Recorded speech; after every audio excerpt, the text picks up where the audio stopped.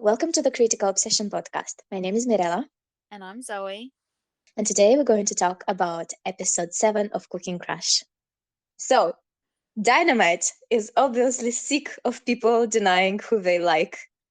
This is his frustration with fire coming out in that. Exactly. It's like it's definitely being triggered by fire for sure. Like he's trying And it's like then, he's trying to be understanding and mature and everything by letting fire, work himself out and come to him or like whatever. And then now we know that he now thinks that um fire and Jane are dating again. And so he's kind of pissed and hurt and he's like over it. He's given up. But he probably is also frustrated with Prem because he knows that Prem likes 10 and he can't see why there would be a challenge between them. Like, if you like each other, just date each other kind of thing is probably his mentality here. and then Bram cannot make a choice, and they go Yeah, together. let's all go together. Yeah. So, The way it then becomes like this tug of war with Prem being the prize, and like which like this chef is trying to wow with his knowledge of like pasta, and then 10 embarrassing like with his sass to draw Prem's like being embarrassing to draw like Prem's attention to him. Like I just this whole scene 10 pointing out the cooking time, he's like, oh yeah, so you're not needed because like we can find this information ourselves, it's on the packet right here. Like it was hilarious. he's 10, all bit trying to say to the chef like, you're obsolete, you're not required for this like threesome. 10 must hate this guy so much. He's part of so many big 10 Prem moments. It always works out well in the end for 10, but I mean, he always gets closer to Prem, but Chiang Mai is always there, isn't he? It's so funny because they both are so triggered by one another. Like this whole scene is just, as you said, Yes. 10 being triggered by the fact that chef is even there. Like, why are you here is like his sort of conversation, his internal, like dialogue that we're not seeing or hearing, but you can just see that that's like where he's going with this. And And Chiang Mai looked so mad. He looked oh, so mad at some Chiang Mai point. is like so triggered by him as well. It's hilarious. At first, I was very irritated by the chef at first watch, especially because, it felt condescending, the fact that he kept over explaining stuff to Pam. But on the second rewatch, I had this thought: why did he's like this? Because he's nervous. He wants to help Bram. He wants to impress him. He wants to share all the knowledge that he has. And also, who else does that? I remembered Bram doing this, teaching Tan all the new cool things that he found Oh out yeah. about food, right? It's And so, definitely, yeah, it's definitely because yeah, he's trying to impress him, I think. yeah, it looks like he's nervous and he doesn't know what to do with himself. But he, what he slides into is the performer persona, because it looks like he's performing on a show which this is why when Tan says what a crystal clear presentation we have here, like, well, it's true. This is what Yeah, he's doing it's right now. that's right. Well, he's had, what is it, 259 episodes or something to get it right. Like he knows Hmm. how to impress the judges. The only problem is, I mean, it's so funny because when he was talking about the different types of basil and that, and all the animations are coming on the screen, and I was like, you could tell, like in every other scene we've had where he's got a teaching moment for Prem is Hmm. avidly listening. He's like interested. He's taking notes. He's like Yeah. eager to be there, and you could tell that this whole time he's just like going like, is he going to stop talking soon? Like his like tolerance for it in this moment like was so hilariously absent. Like he was just like, I'm not here for this right now, like I'm completely distracted by something that's just happened and you won't Hmm. stop talking. Like, can't we just use basil? Like he's just so like, I can't right now. It's just really funny. Yeah, so we started one of the, we have noticed it a couple of times so far. I'll just sort of preference this with a little bit of a lead in. obviously I've seen lots of people talking and complaining about the editing for this show and how it's letting down OffGun. And on one hand, I agree, and then on the other hand, I would argue for it. So there has definitely been moments where they have done this like weird choppy editing thing, and it has made sense and it has worked. But like sometimes I feel like directors, or like producers or whatever, they get like something in their mind and they're like they think like it's like not a gimmick, but like it's like, oh, this was really good, oh, it worked, oh, we should do this again, and like it doesn't work every time. Like it's like sometimes too much of a good thing is a bad thing. So Mm-hmm. in this scene in particular, where, as I said, where Prem and Ten go off by themselves, when I was watching it the first time, I remember thinking like it was weird, but I was kind of just excited to be watching and not really paying a lot of attention the first time. But like they're having this Mm-hmm. conversation where Prem is like, "Can you leave? I need to finish Mm-hmm. recording my thing." Blah blah blah. Why are you being like this? And Tenna's basically like, "I can't help myself." And then Prem's asking him again, "Can you go?" And suddenly he just agrees and he's all smiles. And it seemed really weird, like there was something missing. Like it kind of Mm-hmm. registered with me, but like also I was just like, "They're so cute," so I wasn't kind of hyper fixated on it. But Mm-hmm. like what didn't really I didn't really tweak to the fact that, there is something missing, and we get that something later in the scene where Ten is like remembering what actually happened. And so obviously that part slots in right here, right? And if you think of it in an entirety, it's so cute, but at the same time I'm still wondering why they did what they did here.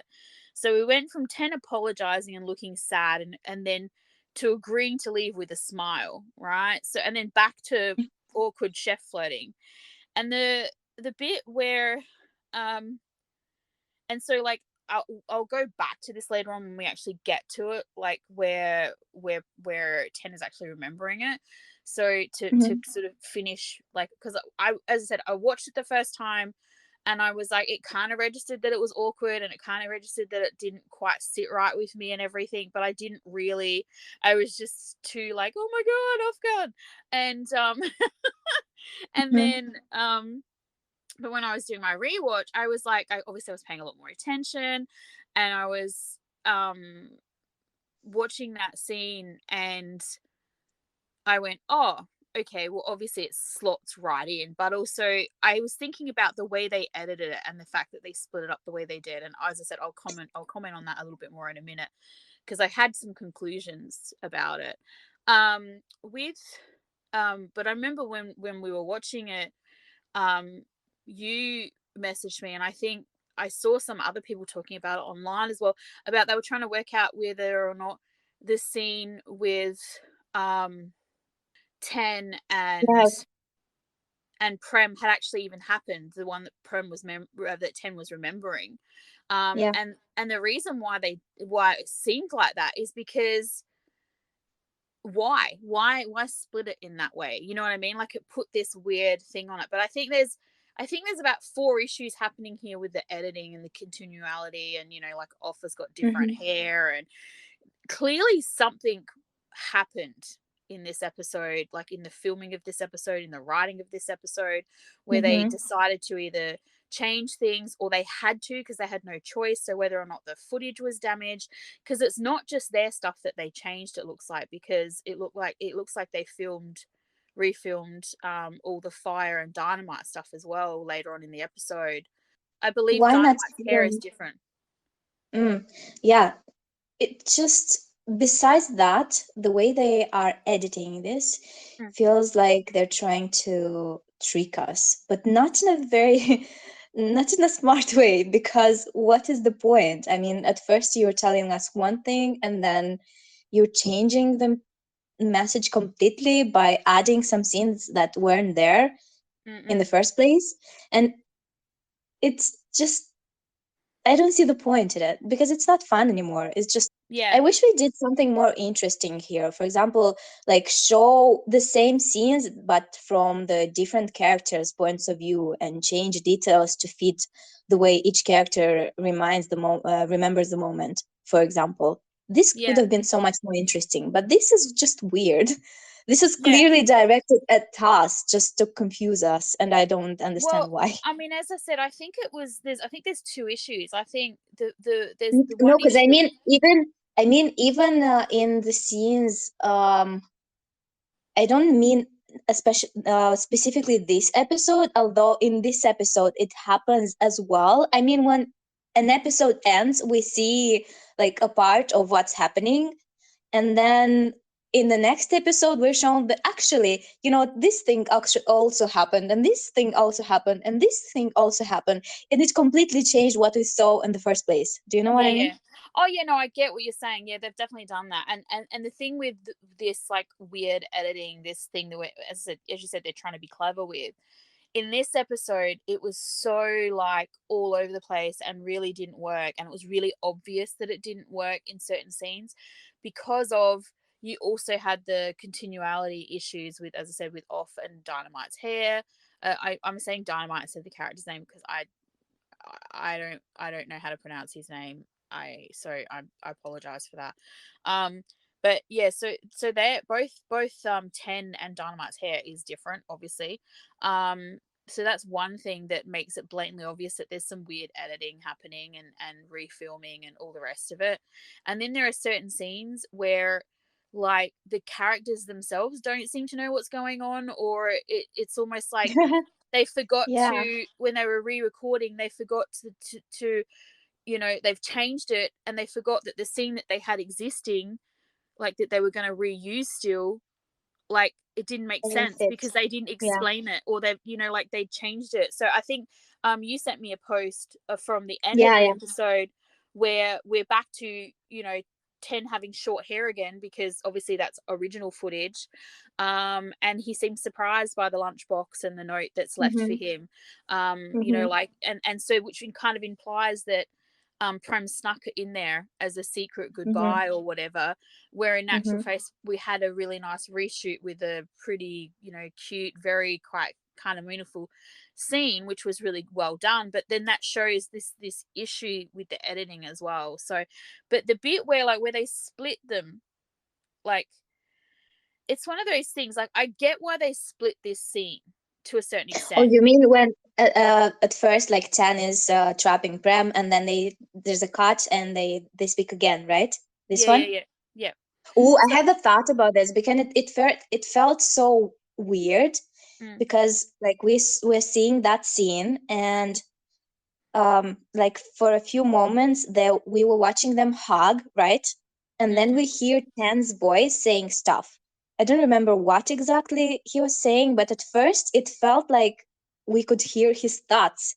mm-mm, But then we see them in the story, and like it's just them talking a few minutes later, or it's weird yeah, because these kinds of cuts I usually use when a character is having a flashback to a memory that is relevant to the current thing mm, that is happening, and it helps them make a decision, like mm-hmm, hearing a voice and then a flashback, and then you go back to the reality. It's like using a known movie language to try to say something, but you use the words incorrectly, yeah. because I you're think, used for something to mean one thing, and now it's just all yeah. over the place and it's unclear what's happening. I think the other thing is like, as I said, I get why they split this scene, like from the original scene where he says to which Prem says to Ten, "Can you go?" sort of thing, and he agrees Yeah. to it with a smile on his face, to the stuff that we get when Ten is remembering. I understand why there is a split, because you want a scene for him to be remembering when he's in the cafe. Like that makes complete sense to me. But they had, as you said, they had the two different scenes there that he remembered, the extended part of the bit where Prem is asking him to leave, and the cute little making up flirty bit. And they didn't need to give us both of those bits both with, both of that, and plus when he's in the cafe, they have him over explain the fact that he's waiting for Prem, because Ten is saying it out loud, like, oh, I'm waiting for Prem, when is he coming? yeah. We can establish that without the explanation. But it's like they were concerned when they were reshooting that like it wouldn't make sense or something, without actually really Hmm. thinking about what they had already shot or something. I don't know, They over but explained it. yeah, yeah. And so but so like in that moment where they've, as I said, where they've split it, like they probably should have shown us one part of it. So either they showed us the part with the kiss, when Ten is remembering, or they show us the part of them making up to each other, and that would have made both parts more easily understood. So like if they had shown us the full scene back at the in the beginning bit with like um Ten and Prem talking, and Prem saying, like, I need you to tell me like how you feel, or what, so yeah, Ten saying, I need you to know how you feel, or something like that. Why did you, not answer in front of and it's not that part, sorry, that's the part where they make up, but like the bit where he sort of says, am I the only one catching feelings, and Prem kisses him and says, you're not, does that answer your question, sort of thing. And that's what because that is the thing that makes Ten smile and agree to go away eagerly, because basically he's just had a kiss and also been told that Mhm. that Prem likes him. So they could have shown that entire scene and then had Prem go back to the flirting doctor. That still would have worked, because he's clearly distracted there, and it would have been fine for us to know why he's distracted, because we already know that we already know they like each other. We already know he doesn't like the doctor. That's not a secret to us. So we don't need it. We don't need that bit hidden to enjoy or like find humor or like whatever in the scene with the chef. And then they could have just kept the cute bit where he was like, an apology is not good enough. You're going to have to do something else to make it up for me. And we had Prem being kind of like cute and sulky and like, hugging him and snuggling into him and all that. And that be the bit that Ten is remembering in the cafe and being like, oh my God, he's so cute. Because that would have fit. Both scenes would have made more sense.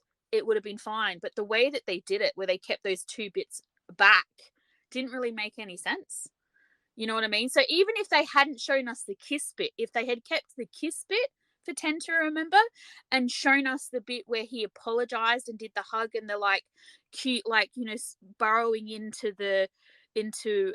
Ten's shoulder thing, that also would have made sense when he then asked him to leave again and him being all happy, because, he just had this cute little moment with the boy he likes. So either of those scenes included with the first scene would have made like the storyline and the editing such so much more smoother, and like would have ironed out a huge lot of the mess that they made with it.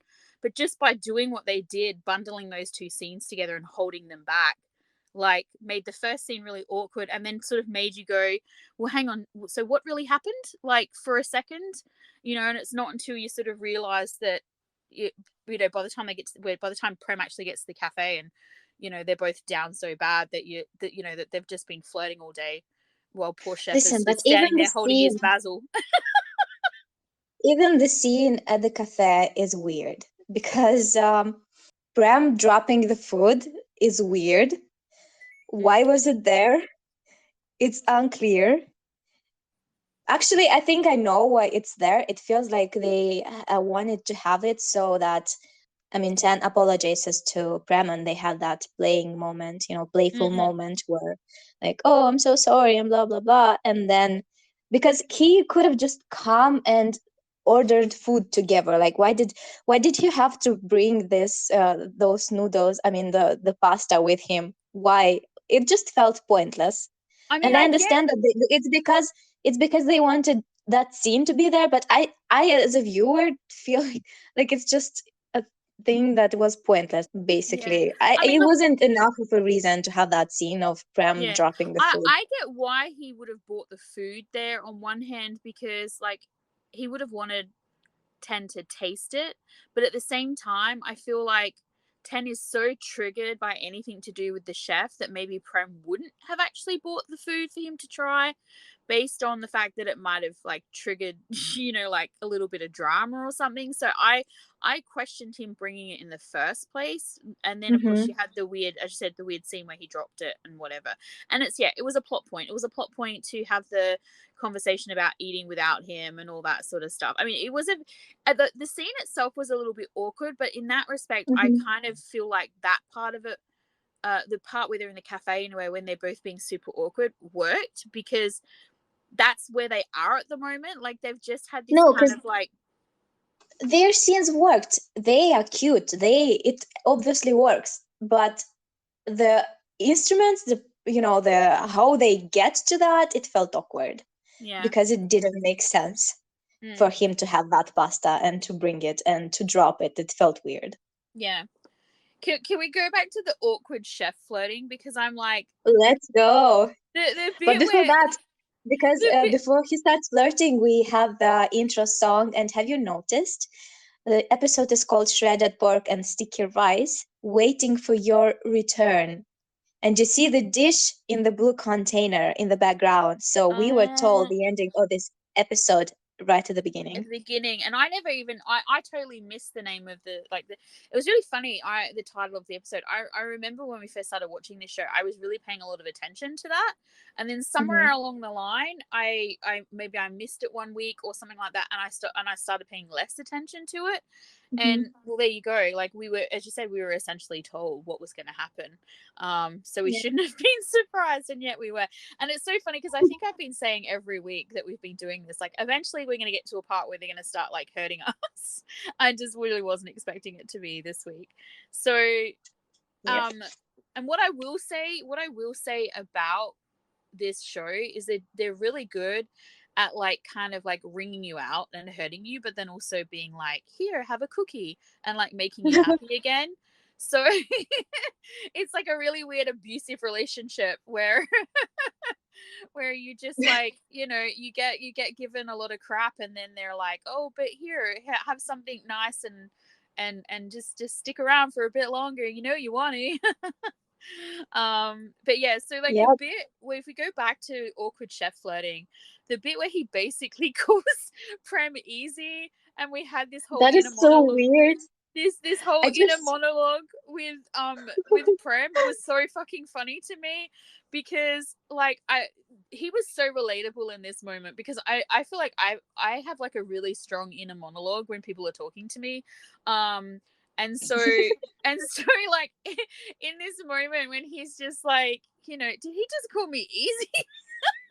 I just um wonder if the correct, if it means the same in Thai yeah, whether those as it, translations are correct. yeah, Yeah. because I just wonder, because in English you have easy, it's easy to do something, and easy as a way to describe someone that is, well, you say it. Never Loose mind. with their morals, let's put it that Yeah. way. Yeah. I feel like So that I wonder was if, I feel if like it's the the same in Thai. I feel like the translation is correct, because Prem seemed kind of sort of like a little bit like offended by it.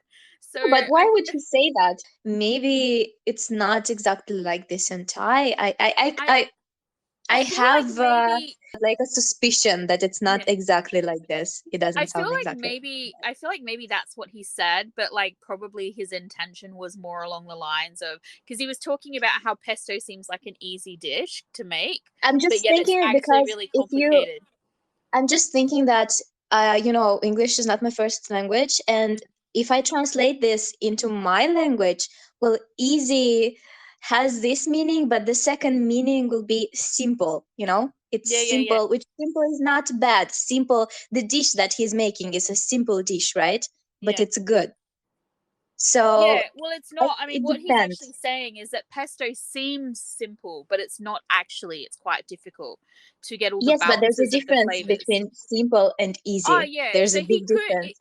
I This mean, is why I'm suspecting either like a way, I feel like, translation. yeah, I feel like that's probably part of the joke, in that he could either be, you could interpret it either way. So he's either calling, um, uh, Prem easy, like as in loose morals, or easy as in like really simple, which in either way could be why he's feeling like a little bit offended by it. Whereas what he's just, I think what the chef is trying to say, and doing very poorly, because I think he's thrown off his game by all of the Mhm. interactions from Tan.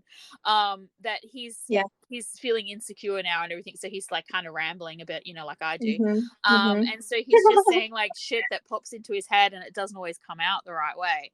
Yeah. But I think what he was just trying to say is that although it looks like it's simple, it's actually really complicated, and the flavor levels are, like, he's trying to give Prem a compliment, but it sounds like Mm-hmm. he's giving a backward ass friggin' like criticism on his like Yeah. either his personality or his morals. I'm not really sure, but either way, it's offensive to Prem, and he's just like, "What the fuck?"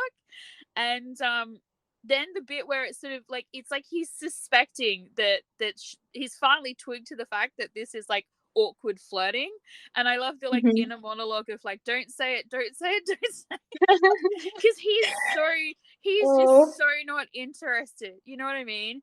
And it's yes. it's it's so funny because like this even makes more sense because we know like later on when Ten has his memory, like his remembering scenes, that they almost just basically kind of just hooked up in the supermarket.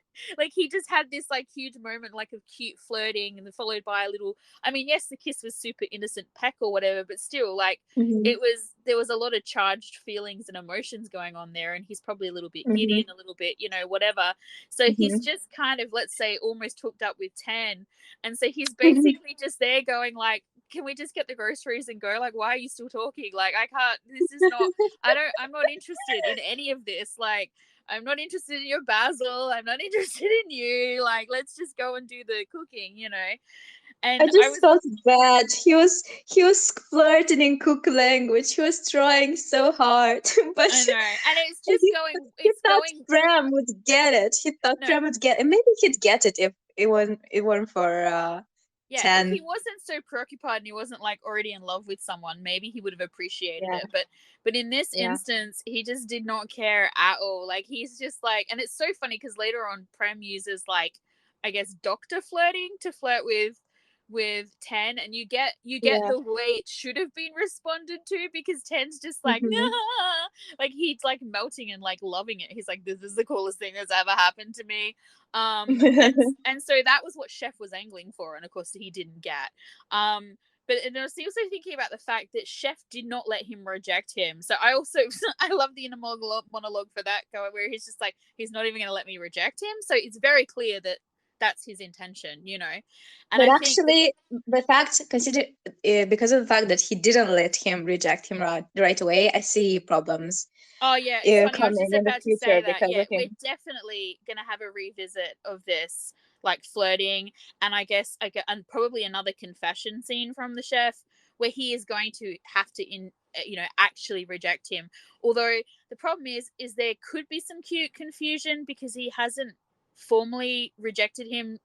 So it's like Yeah, chef feels like he's had this like the door isn't closed, and so he's free to, I guess, flirt with with Prem potentially, and also with yeah. Ten leaving and everything, and being in some sort of weird limbo where technically they're not a couple. This could confuse the issue too. They could end up being some hurt feelings later on because Prem didn't make it clear from the beginning that he really wasn't interested and that he was essentially already with Ten, or at least he wanted I to just be. feel like there's potential for maybe Prem being vulnerable and Chiang Mai being there for him and supporting him, and maybe Prem appreciating him as a friend. But maybe it's gonna hurt to see Chiang Mai us. It's gonna hurt us to see him like that. But it will get Ten angry. Mm-mm.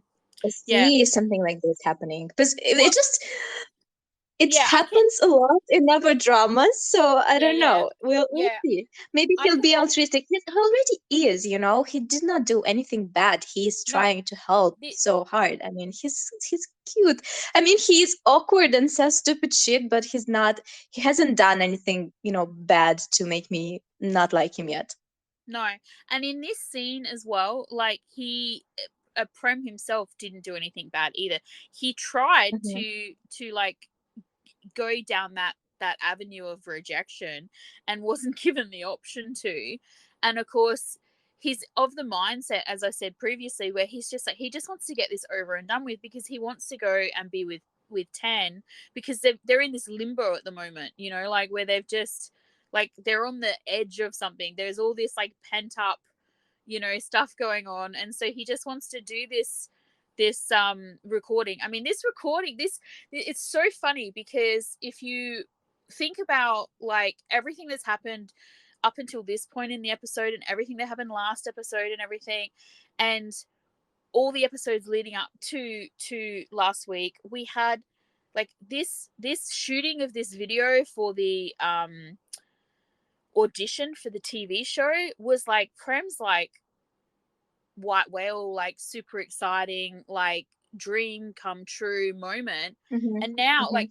and first off, he forgot they were meant to be filming it. Like Dynamite and Yeah. Samsey rang him and was like, oh, we're on our way. And he's like, what the fuck for? Like, they had Huh. plans and he had forgotten all about it. Like, it's low on his totem pole of priorities right now. He's Yeah. so, like, into Prem. So he's so Just into like 10 and tennis. everything. Yeah, and just, like, yeah. And so what's happening is, like, they're distracting each other, which is what comes into play later on. But, like, they're... Mm-hmm. It's like it's one of those things where he's forgotten all about it. So even this part in this scene where he gets sort of cut off from rejection and he's just like, okay, whatever, let's just go do this, like it's not important, I'll deal with it later, sort of thing. And what's Mm-hmm. going to happen is, yeah, probably there's gonna what will either happen is Prem won't do anything wrong and Chef will either misunderstand, or 10 is going to come back and see something and misunderstand, because he will have expected probably Prem to have shut him down before now. Mm-hmm.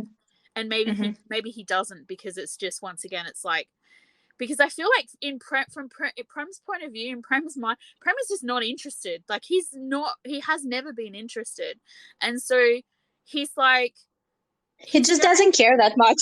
Yeah, he He's doesn't like, care. what do Like, we yeah, do? and he's not overly emotional and like silly about things. It's really funny. Like, even in this episode, you have like essentially Tan is kind of like epically flailing all over the place because he wants to know what's going on. He wants to know what's happening, and it's so funny because he's being Mm-hmm. so innocent and also a little bit of a clown, but also like really bold at the same time. Like, Mm-hmm. this character is so interesting to me, and Offa's doing a great job Mm-hmm. playing this character. Like, he's so vulnerable but bold. It's like, and then you've got Prem, who seems at some points almost disinterested, but he's just so serious. He's weighing up all of the options. You can see that everything is weighing on him in such a way that he's just like, he's never felt this way before. He's never, like, he's just so... he's almost like the voice of reason, but at the same time as well, like, he likes 10 as much as 10 likes Prem. So like, he's going to he gets to these points where like it boils over, and like they're like all kind of control and like moments of sense just disappear for a second, while like he has like a moment. But like, in the grand scheme of things, it almost looks like he's trying to be the voice of reason a lot of the time, whereas 10 doesn't care as long as they're together, and Prem is saying, well, hang on a minute, but we need to make sure that like this happens or whatever. So he is wholly, completely preoccupied with what's going on with 10. The guilt that he feels about the money stuff, like all of this other stuff, is way more important to him at the moment than Chef and recording the audition tape and all the rest of it. And to a certain extent, but except for poor Samsey, like the only one who's like really there and actually kind of probably present and really Mm-hmm. into that moment is him, and the chef. Like, Dynamite has his own dramas going on, and he's just taken on this. Like, he's got the complete opposite reaction to who Prem's just like, oh, I forgot all about it, and can we get this over and done with? And like, as soon as they were done, he was like, peace out, bitches, I'm gone. Whereas like Dynamite's like planned it down to like and made it so like extravagantly weird and out there and whatever, because he's like fixated. He needs a task to distract Yeah. him from the fact that his heart's breaking and all the rest of it. So they're on two different extremes, but like for basically the same reason. And so, yeah, I feel like it's going to be one of those things where potentially Prem is going to get hurt because 10 will be angry, but 10 will be angry because Prem didn't like make it clear to the chef that there was no chance. And then, of course, the chef's going to get hurt because he's going to think that he had a chance this whole time and he never had a chance. So I feel like, Maybe Bram tells him at some point. Maybe they'll avoid this. yeah, Maybe Bram they tells might. him, but Shangma decides to just stay with him and help him and become really close friends, and then Tan is just jealous. Because when they stopped filming, Chang Ma was stealing glances at Prem, and I thought, oh man, this guy really likes him. Yeah. He really likes him. He's really into him. And it's the way he said it makes me feel like I first joined the show. Things are not that exciting anymore for him. He probably doesn't have that much fun anymore. Things No. are not interesting, and now he got fixated on Pram, and I feel like this is not something that is going to let go of easily. Mm-mm. Not even Pram tells him that no, I'm not interesting. He will still feel what he feels, Yeah, and you could. he will still want to help him. I cannot see Pram telling him I don't like you, and Shang Ma just suddenly not being there for them. No, yeah, same. He definitely seems to be, and if they stick to this vein in his character, he definitely seems to be a nice guy. So I feel like if you're right, and Prem does say to him, look, you like maybe he'll find Prem and he'll be like, oh, you shouldn't worry so much, you're gonna do really well or something.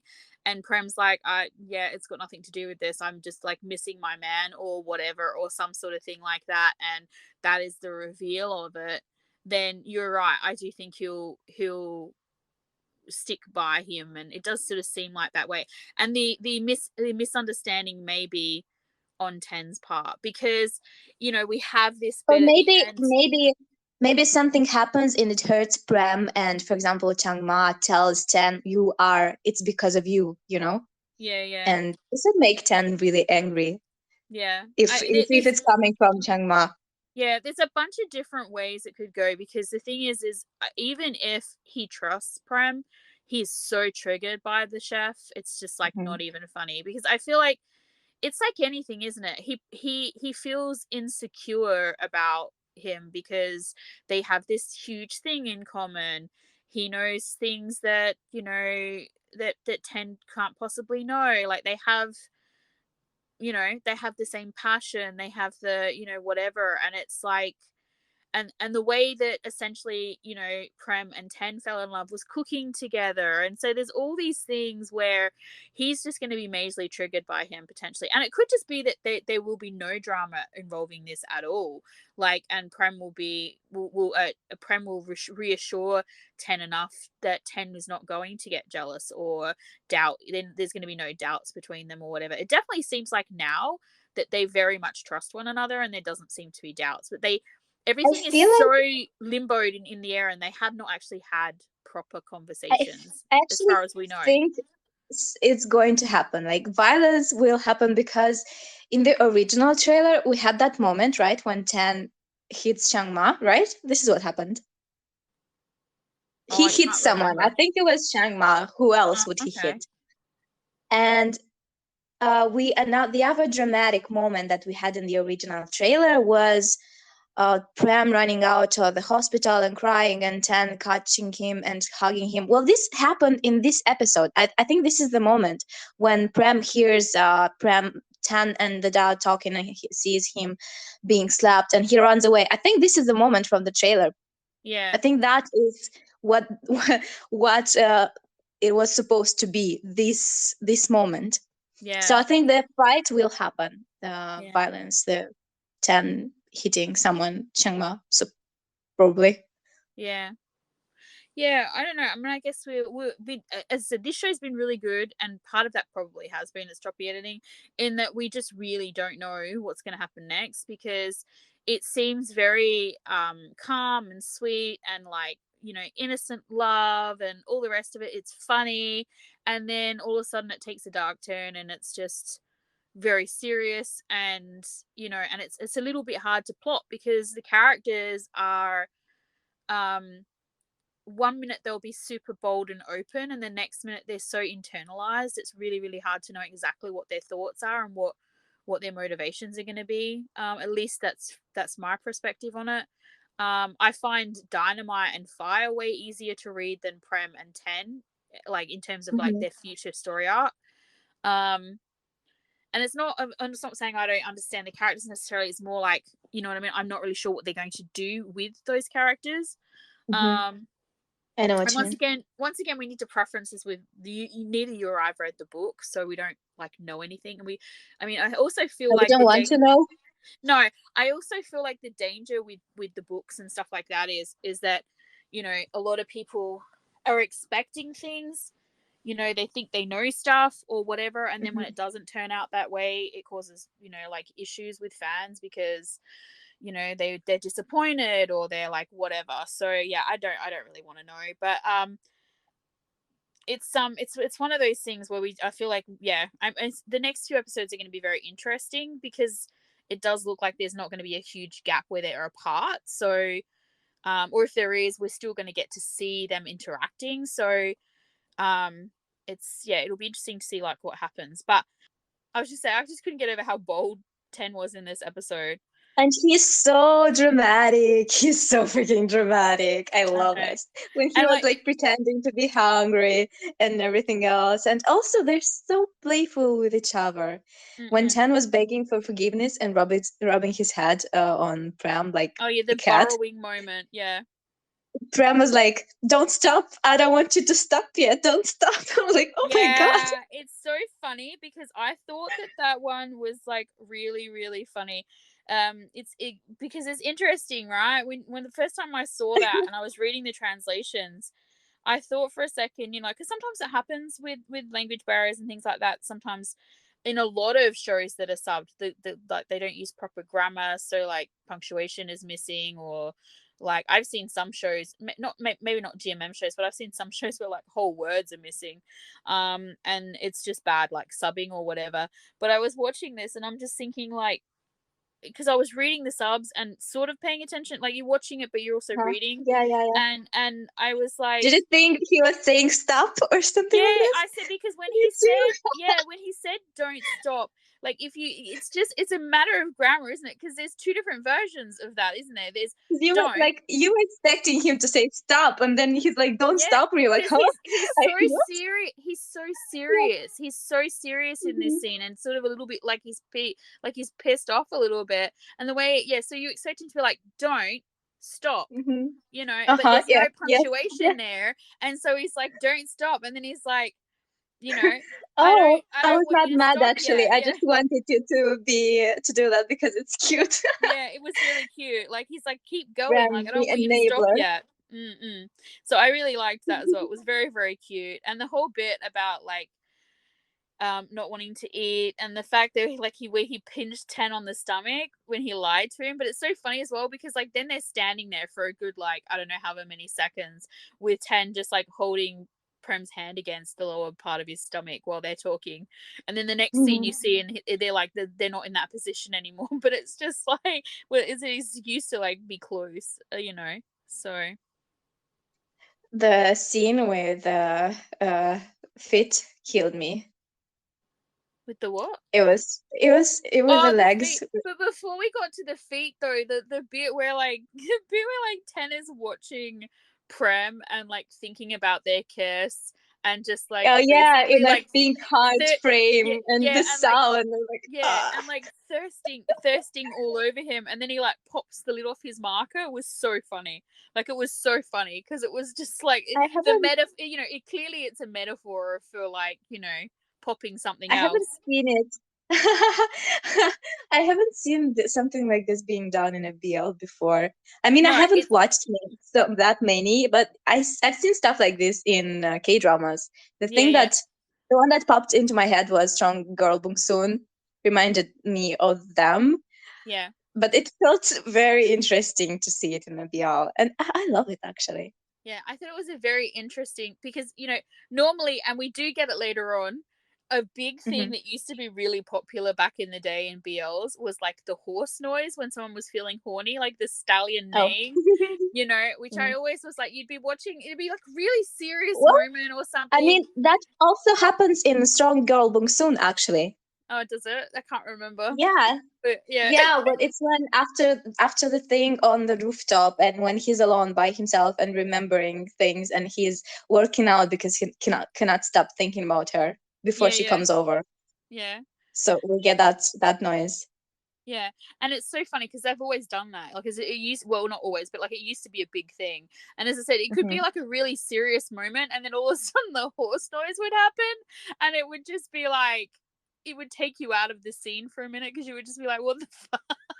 But it was a very clear way of, everybody knew, like, oh, he's feeling very horny, and it's I funny mean, because I'm it didn't need to be there.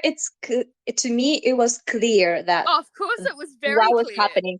It was And very it was clear. kind of weird that it happened in the second, scene. Why not do it in the first scene? I mean, Yeah, yeah. I Well, don't know. even here, like It was a bit weird. it actually would have been really funny as well if they had done it here when he popped the lid off the texter, because like that is why, like that is a visual representation of him basically Mhm. popping a boner, I think, or being like super turned on by Prem. And it was just like I remember watching it being like, what the hell? So I wasn't I What I wasn't thought it was expecting the horse hilarious, noise. what I thought was hilarious is how Tan is so direct with Prem and asking for, stuff.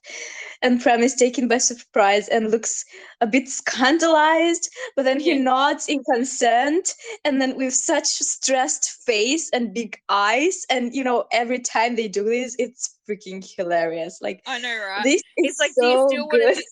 I loved the affirmations and the consent. Mhm. Like it was. This is just such a pure thing. The way they were just like, do you still want to do this? Oh yes, and it was like it was a fuck yes moment every time. And it was just Yes. yeah, the big doe eyes, and the yep, let's do this. Mhm. But yeah, Yeah, the glass taking off, the taking all the glasses scene looks like something straight off out of King of Land. yeah, it was very funny. The whole bit. Pretty much all of the montage bits were really funny. The way they kept getting interrupted and everything, but neither of them Yes, wanting they're to give up. hilarious. They were They just were hilarious. both such horny little buggers. It was quite funny. And it was so And funny also, because of course, obviously we both got spoiled for this moment too. oh yeah, I forgot. I forgot Yeah. about it. Yeah. It's Wednesday. We watched it on Sunday. I forgot. Yeah. Yeah, And I think we did actually record a bit talking about our we did. our I'm going to insert it add here this. or something. Yeah. But we Where were should we talking insert this? I think if we insert it, we could insert it now. Okay. Hello. Hello. I know So you know something. yeah. First off, you're evil. Fancy telling me I spoiled myself with something when I went onto Twitter for the latest episode of Cooking Crush, and then not like sharing. Like, I'm like, is it good or bad? You're like, nope. And then honestly, I did not go to Twitter myself. Like, okay, for those who are listening, you got spoiled, didn't you? How Me? did you get spoiled?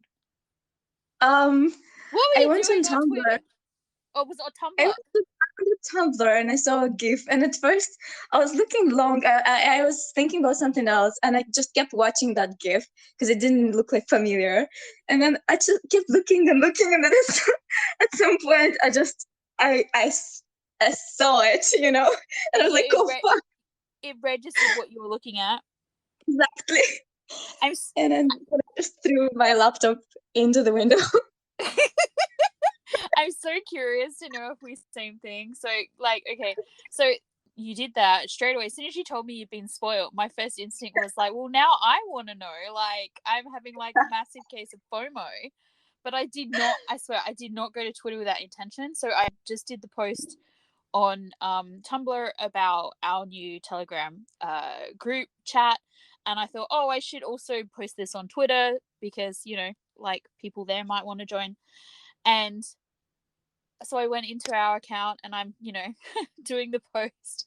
And then when I switched back to my personal, I was like, it was the first thing I saw. And I was just like, I had sort of a similar instance to you where I was just like, wait, what am I seeing right now? Am I seeing what I think I'm seeing? Oh my god, I'm dying. How did this happen? The escalation. I feel like I'm giving it away. I feel like we probably saw the same thing. We seem to be having the same reaction. But I'm just like, I don't really know what to say. Off gun, I was surprised. Yeah, I mean, maybe, I didn't say I saw of gun.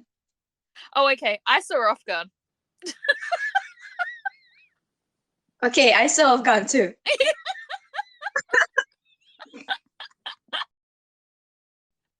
Coming back from the break. It was funny. I remember I said to you when we recorded our kind of like freak out reaction to both being spoiled, where we wouldn't tell each other what it was about.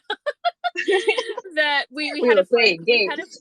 we had a phone call after we watched the episode where we were like, was this the bit, and it was the bit. But I remember, and I remember saying to you, but I don't remember if I said it in the bit we recorded or if I said it when we were talking later on, that to remind me to tell you about my spoiler bit in when we were watching Not Me, the tent scene, because the exact same thing happened to me when I was watching this. So like, or when I accidentally got spoiled for this, when we were watching Not Me, Mum and I were behind.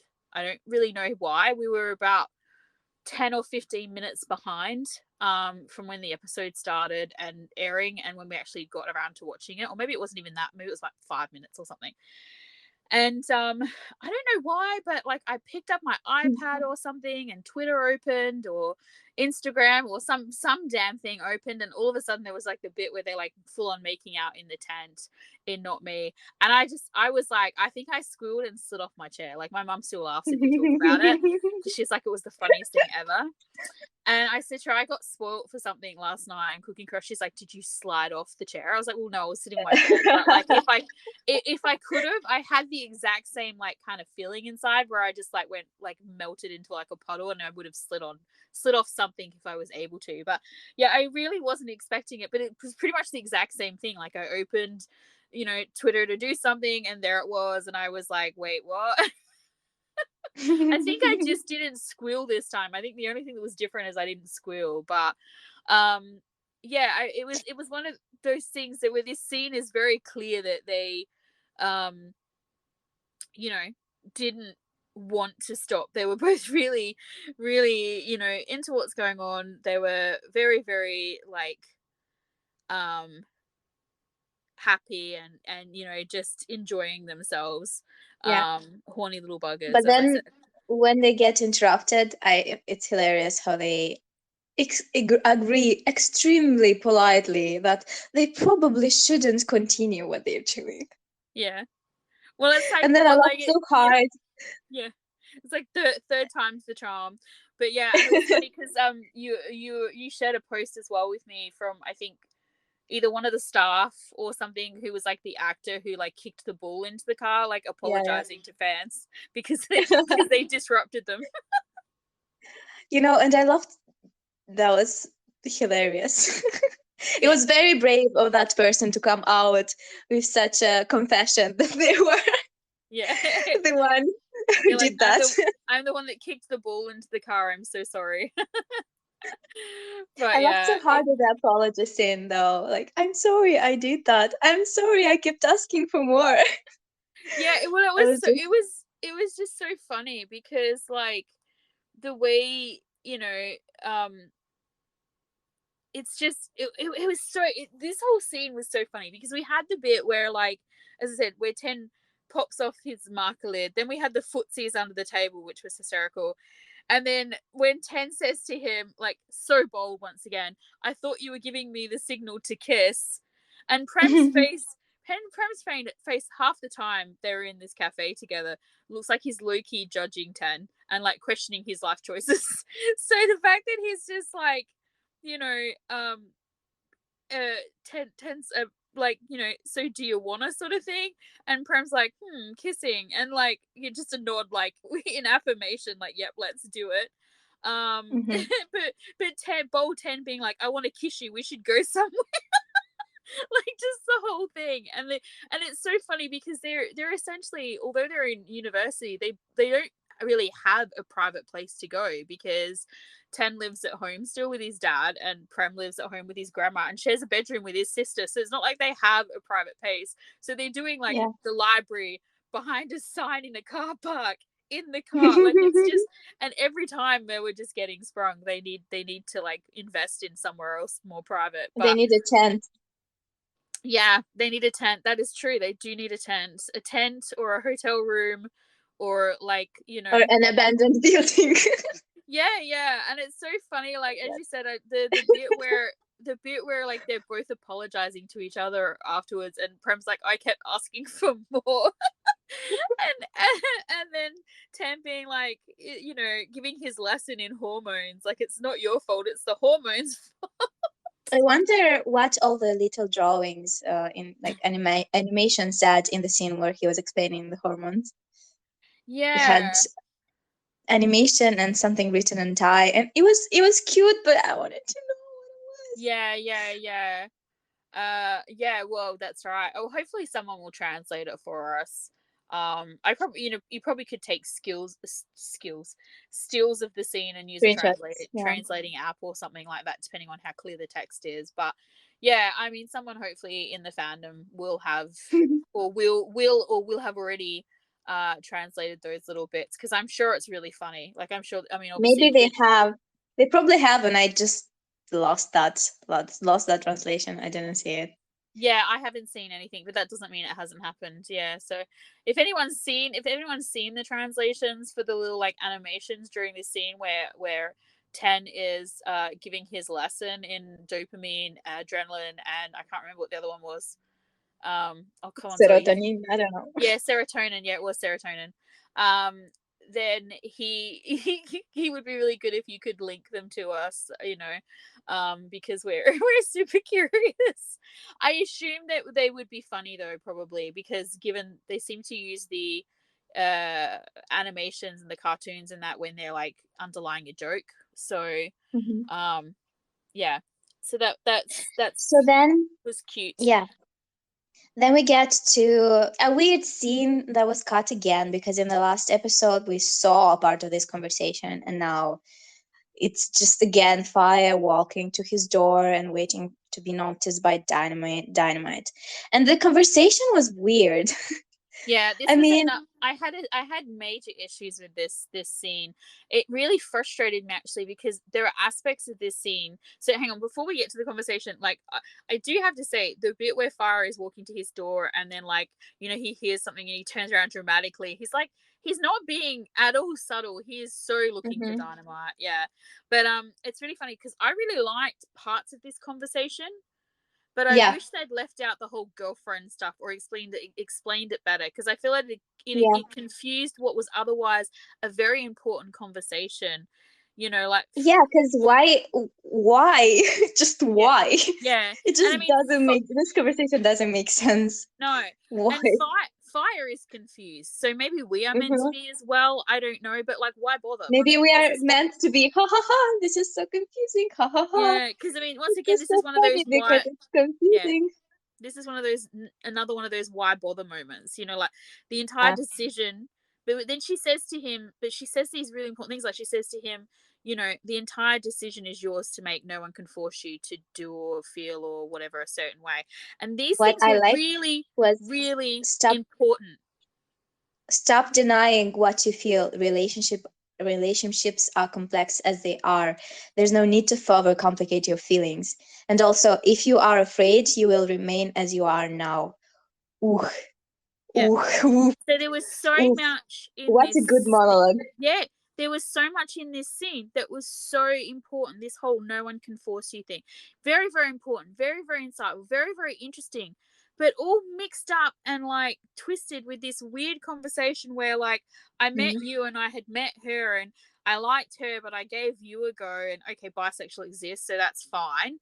But then she clearly I dated her and I didn't see you, and now I'm seeing you, and then she doesn't like that I'm seeing you, and this is the last time. Like, why?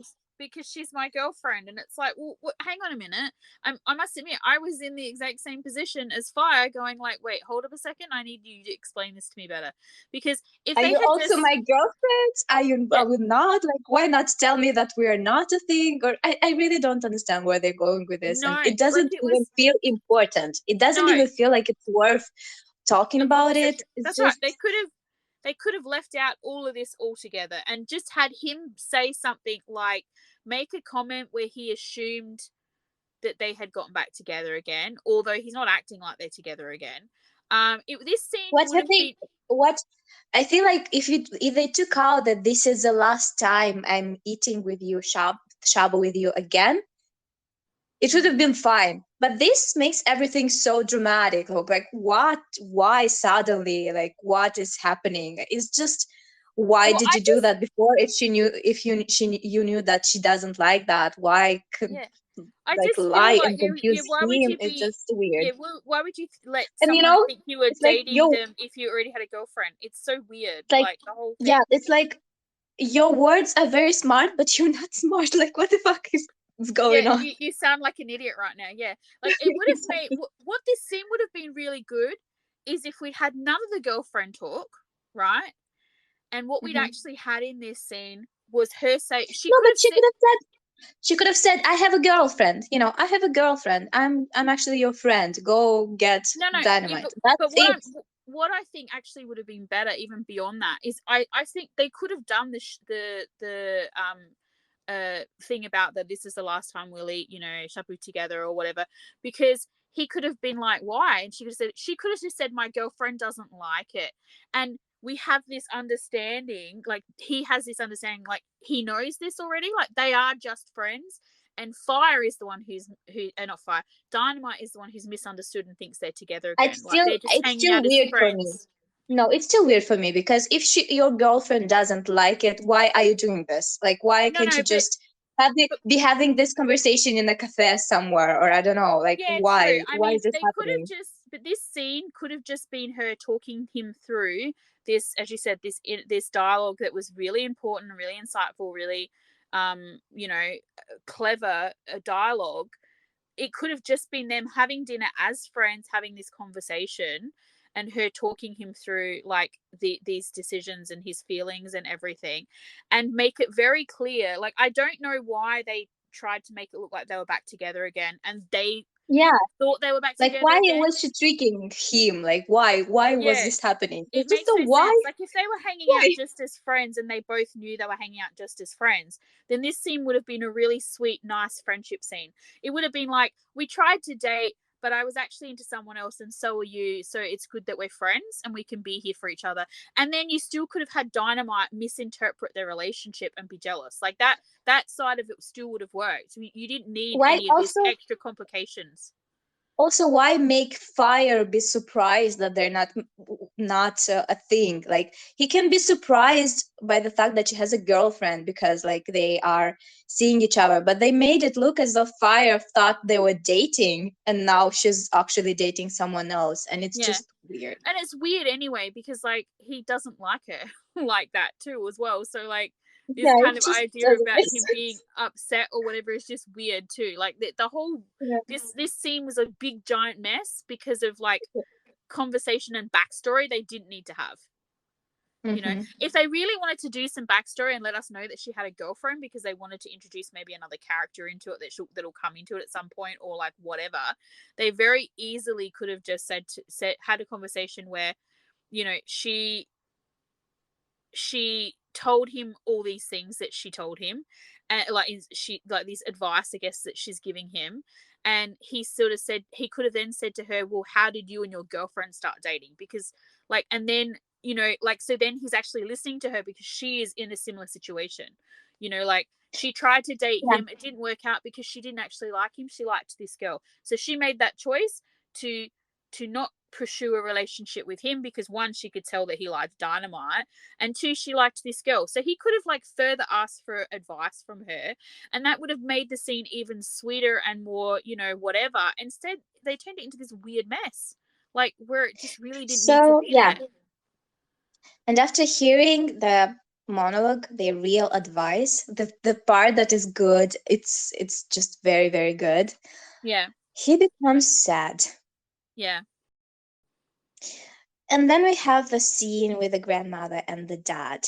And Ugh. I thought it was really, she's so cute. I love her. She was buying them time. Yeah. And Do you know her what I think face, is really interesting too? Like, one of the things I did notice straight off the bat with this, and I noticed it when I watched it on the first watch too, which I was surprised by myself that I noticed this, and I actually made note of it when I watched it the second time, was when Ten, just before, like, you, I think we can hear them talking, and I think you get like the first couple of subs and stuff, but they focused on that sign again that hangs either above like the entrance to their house or in their mhm, house in the restaurant, which is basically, this house is blessed with happiness and comfort. And I said last mhm, week that this sign is the exact opposite of Ten's home. And so, like, mhm. why, while he's there and he's talking to them and he's like talking to her, and at the very start of the scene they're reminding you that this is a place that's blessed with happiness and comfort. So I felt like they were She was, telling us in this scene as yeah, well she was that just grandma is indulging good. him. Yeah, she was just indulging him, like Yeah. telling him what he wanted to hear. But I thought it was interesting that what he decided to come to her with was the issue in, air The quotes, of dating, yeah. the secret dating. So I the knew father didn't tell her. I knew it was The, going to turn out to be that he had seen them kissing. I no, knew it's it. just that the father didn't tell her about the money. Oh And no. why is Yeah. that? Why did Well, he I use feel, the idea? Please let me finish. sorry.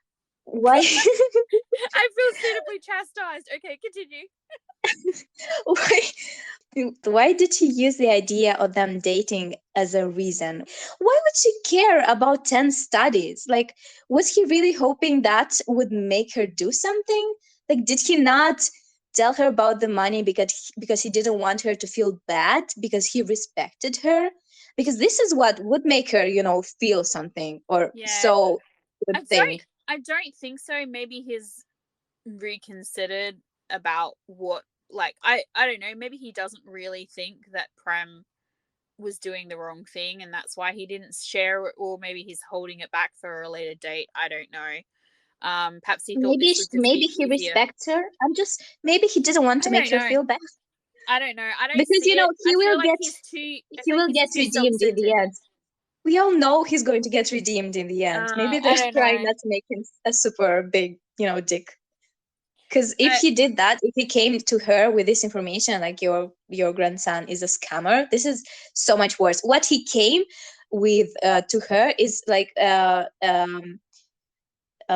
could you please make this stop because my son cannot focus, Mm. which I must this admit, is what because he he did. does say, one of the things he did say that made me kind of sit up and go, okay, well, this is interesting. Are you just saying this, or do you really feel this way? Where he says Mhm. something like, at least I think he did, unless I imagined it because I didn't make any notes on it. But I feel like he said something like, um, you're, it's not, I don't have an issue with the fact that they're dating. It's that they're um affecting each other, kind of thing. Mhm. Like, so Which is it's like true. he's saying, like, I don't care that they're both guys and they're dating. Like, I don't care that your son is a Mhm. boy, kind of Mhm. thing. Not son, grandson. I feel like he Mhm. said something like that, which made me kind of go, well, okay, that's interesting that he made that definition as well. Like, he's Mhm. saying his grades have dropped, his whatever. But I had to say, and I know I said this to you when we were talking about it, we were ranting Yeah. about it afterwards. He's in the top Mhm. 3%. He's dropped to the top 3% of his class. Oh my The goodness. father is He can very never become a extreme. doctor. Yeah. He's so extreme. He's so strict. I Mm, mean, yes, this is happening. Okay, we're seeing, but it's not. It's not a tragedy. It's not such a big deal. What they can do is, what he should have done was talk to him and be like her, saying, fix this. If you yeah. want this to work, if you want this, just fix this. Yeah. Be focused on that, but get just do better. This is what Support each he should other. have done. Yes, Yeah. this is what she said to 10. It's all good, but fix this. fix me, tell him to study, tell him to do good, but he's just weird. Yeah. It's Well, like because we still don't fully know his motives for any of this. Because as you said, he could have told her about the money and he didn't. So maybe there's he's a perfectionist because maybe feels guilty because of I mean, he obviously feels guilty about the mother, right, dying, and him not noticing. He must well, unless he's feel like a awful complete because of this. monster, then you would I assume mean, that he would feel guilt. they will not make him a complete monster. I don't see it happening. Mm. But yeah, so it's just like, That as you if said, it happens, if they transform him into a monster and he does not get redeemed by the end, I will be very surprised. I will be so mm-mm, because um you still can see this parts in him that are not as bad, like this thing that you notice, that he is not does not mind that they're both guys, or the fact that he did not tell the grandma about the money. This is intriguing. And but usually with parents in Thai dramas that I noticed are not redeemed in the end. They're just they have no qualities. They have no good qualities. If you think mm-mm. about Bad Friend, for example, the mother from Bad Friend, Yeah, there's yeah. there's nothing to redeem there. Mm. No, well, that's right. That's exactly right. You just her behavior is so inexcusable. Um, but yeah, it's interesting because you're right. There is he's made himself an unknown quantity. We don't really know what to expect from him, and as we were talked about earlier, he's not exactly wrong. They are both extremely fixated on one another to the point where Prem is forgetting about this dream But that his he's dream, had yeah. essentially. And okay, Prem's his grades have dropped slightly. I feel like actually for Prem it's probably less of a problem than it is for sorry, for 10. I feel like it's less of a problem for 10 than it is for Prem, because Prem has a lot more to lose than 10, for starters, because of their situations, but also, Hmm. and Prem's like study and everything is and his ambition with the competition, these things are all really different, and like at this point in his life a lot more hands on than what Prem is doing, which is like more theory study and stuff like that. He's not actually at the doctoring side of things yet, or whatever. um and he's still 10. in the top 3%. 10 is still in the top 3%. He can become a doctor as long as he Yeah. passes and graduates from university. It doesn't matter whether he's in the top 3% or the top 1% or whatever. Like, I don't know Yeah, but what the his industry dream. likes like over there, but if he is a doctor, he can get a job. Like, you know what I But mean? the dad says in the scene where they're fighting, doesn't the dad said you wanted to be the best? Yeah. But So that his doesn't, dream was to be the best. And yeah, so but then he's giving up on his dream just as Prem is, in a way.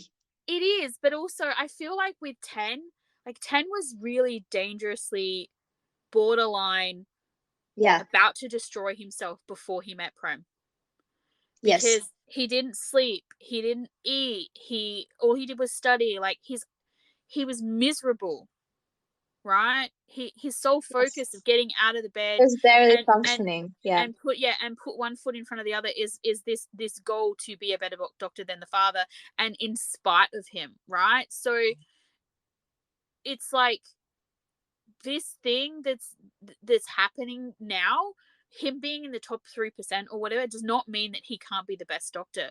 The best doctor doesn't mean the one with the best grades. Like, trust me, I've known a lot of doctors, and the ones who have had the best grades are not necessarily the best doctors, because they maybe they're about getting the best job with the best money and the whatever. They don't care about the patient. Maybe they don't care about the patient as much as the one who like was only top 3% or top 10% or whatever, who actually cares about the patient, and who will see something that maybe the one who spent his entire life buried in a textbook, not actually If you think about dealing with it, human condition, will miss.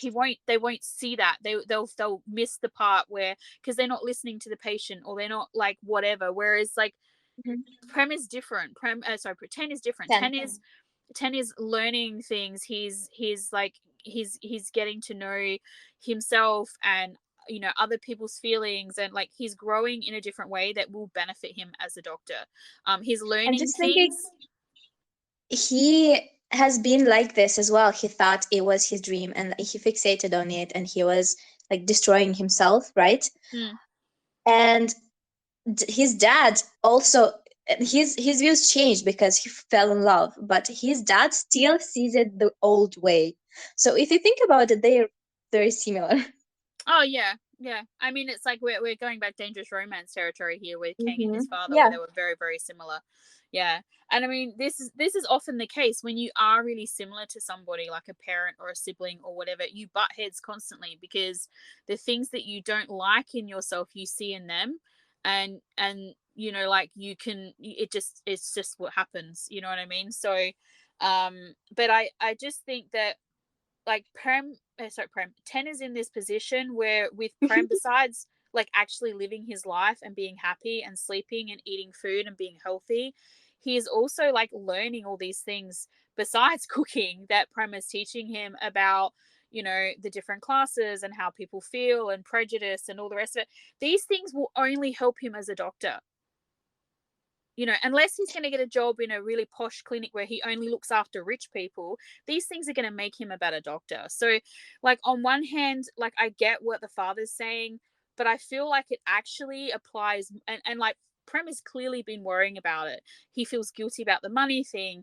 He's worried that, he's distracting 10 and all the rest of it. But in actual fact, I feel like 10 is more a danger to Prem than Prem is to 10, because I feel like 10 is, once they get together, once everything's official and he knows that, like Prem is his without like doing the whole ownership conversation, that they're together, you know what I mean? And their feelings are mutual and everything. I think he would calm down and he would like, but because it's so up in the air and he doesn't know, and he just wants it so badly, he's like obsessing and all the rest of it. And him taking a little break from things is not a bad thing. He also has a lot of stuff to fall back on if he needs to, I think there's it's not necessarily that Prem is that 10 is a danger to Prem. This was a moment of weakness for both of them. But if you think about it, 10's present fueled Prem's passion again. He yeah. inspired him. Like his first interaction with him inspired this dream. Yeah, I mean, So look, it's not like, I think the world, or when they feel insecure, might make them think that this relationship is hurting them and is a danger to both of them. But it's just, right now they're both very excited about each other. yeah, I mean, But ultimately, when I what say we're going it, to see is that they're going to inspire and support each other and oh push each yeah, other and to we've become said better. that all along. I mean, that's what's already Yeah. starting to happen.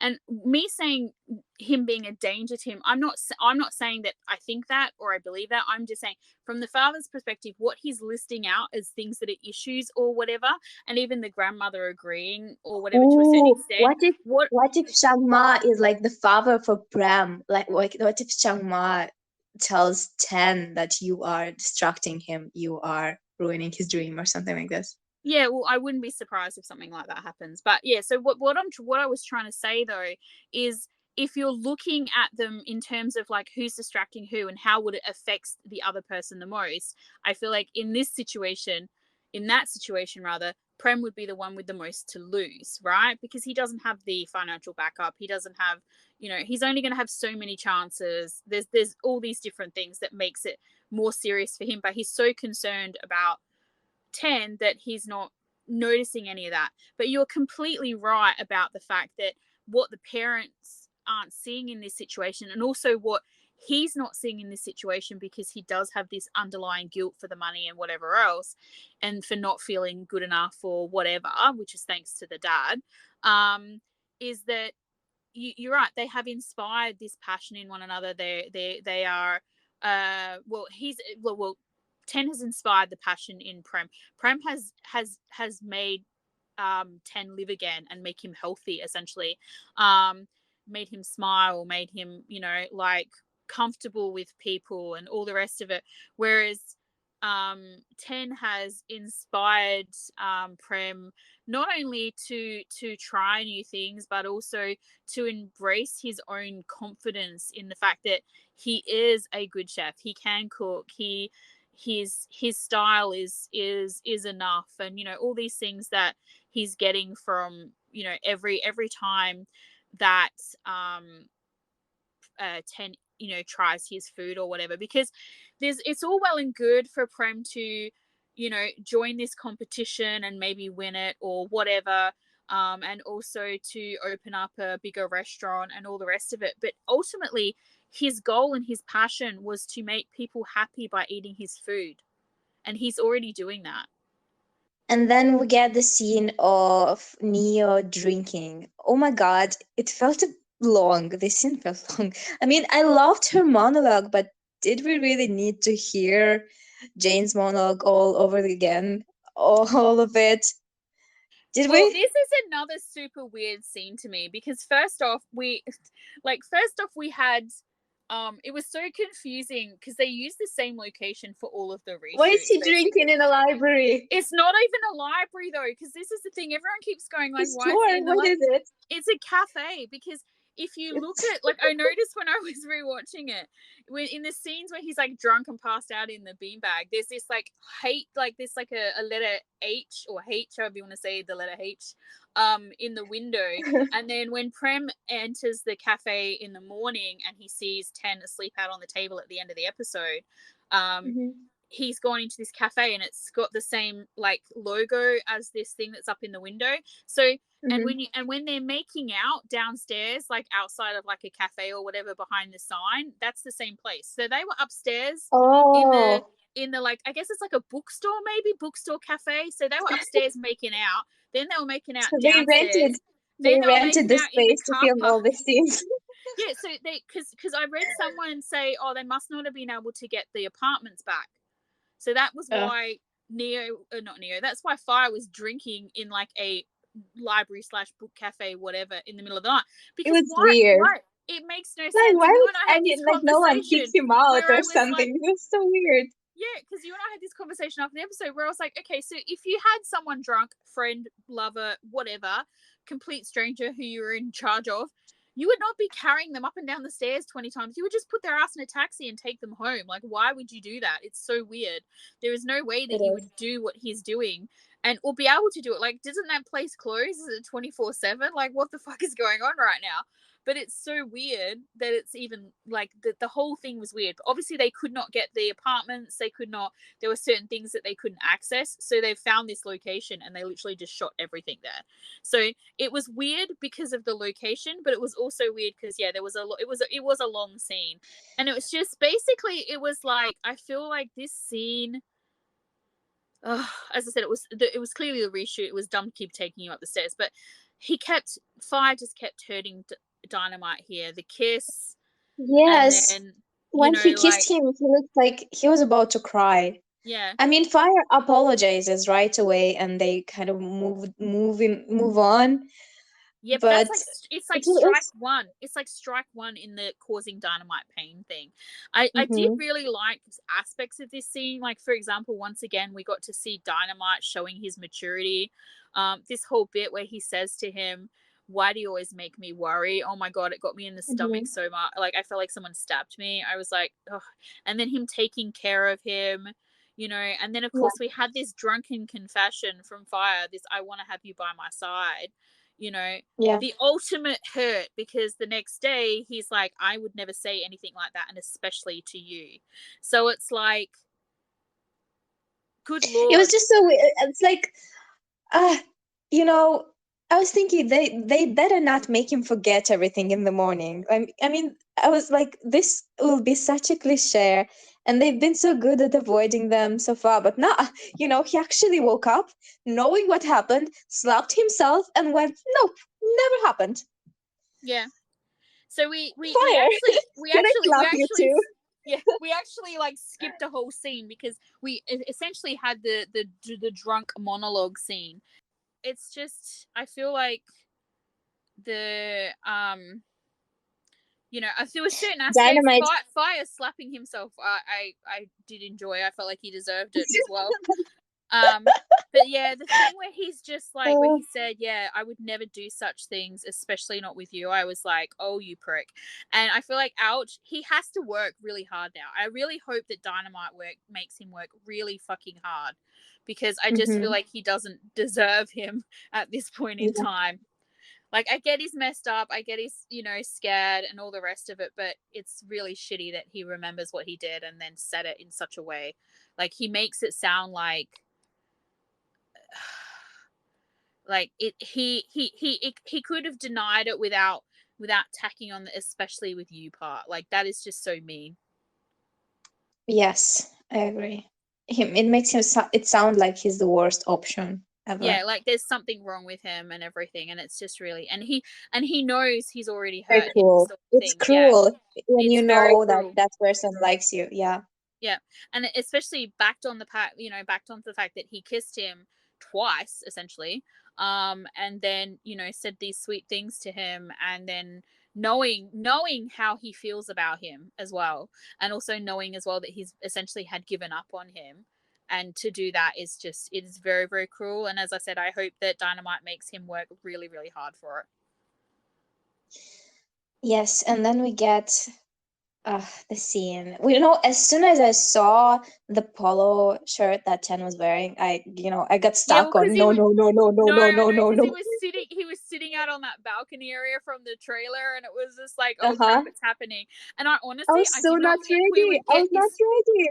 No, I thought this would be like in 2 more episodes or something. I did not think that this was going to be in this episode. I thought And it so, would happen in episode 8, the Fama Trouble yeah, episode. same. I did not expect it to be here at all. Like, I'm so confused by it, Oh but my goodness.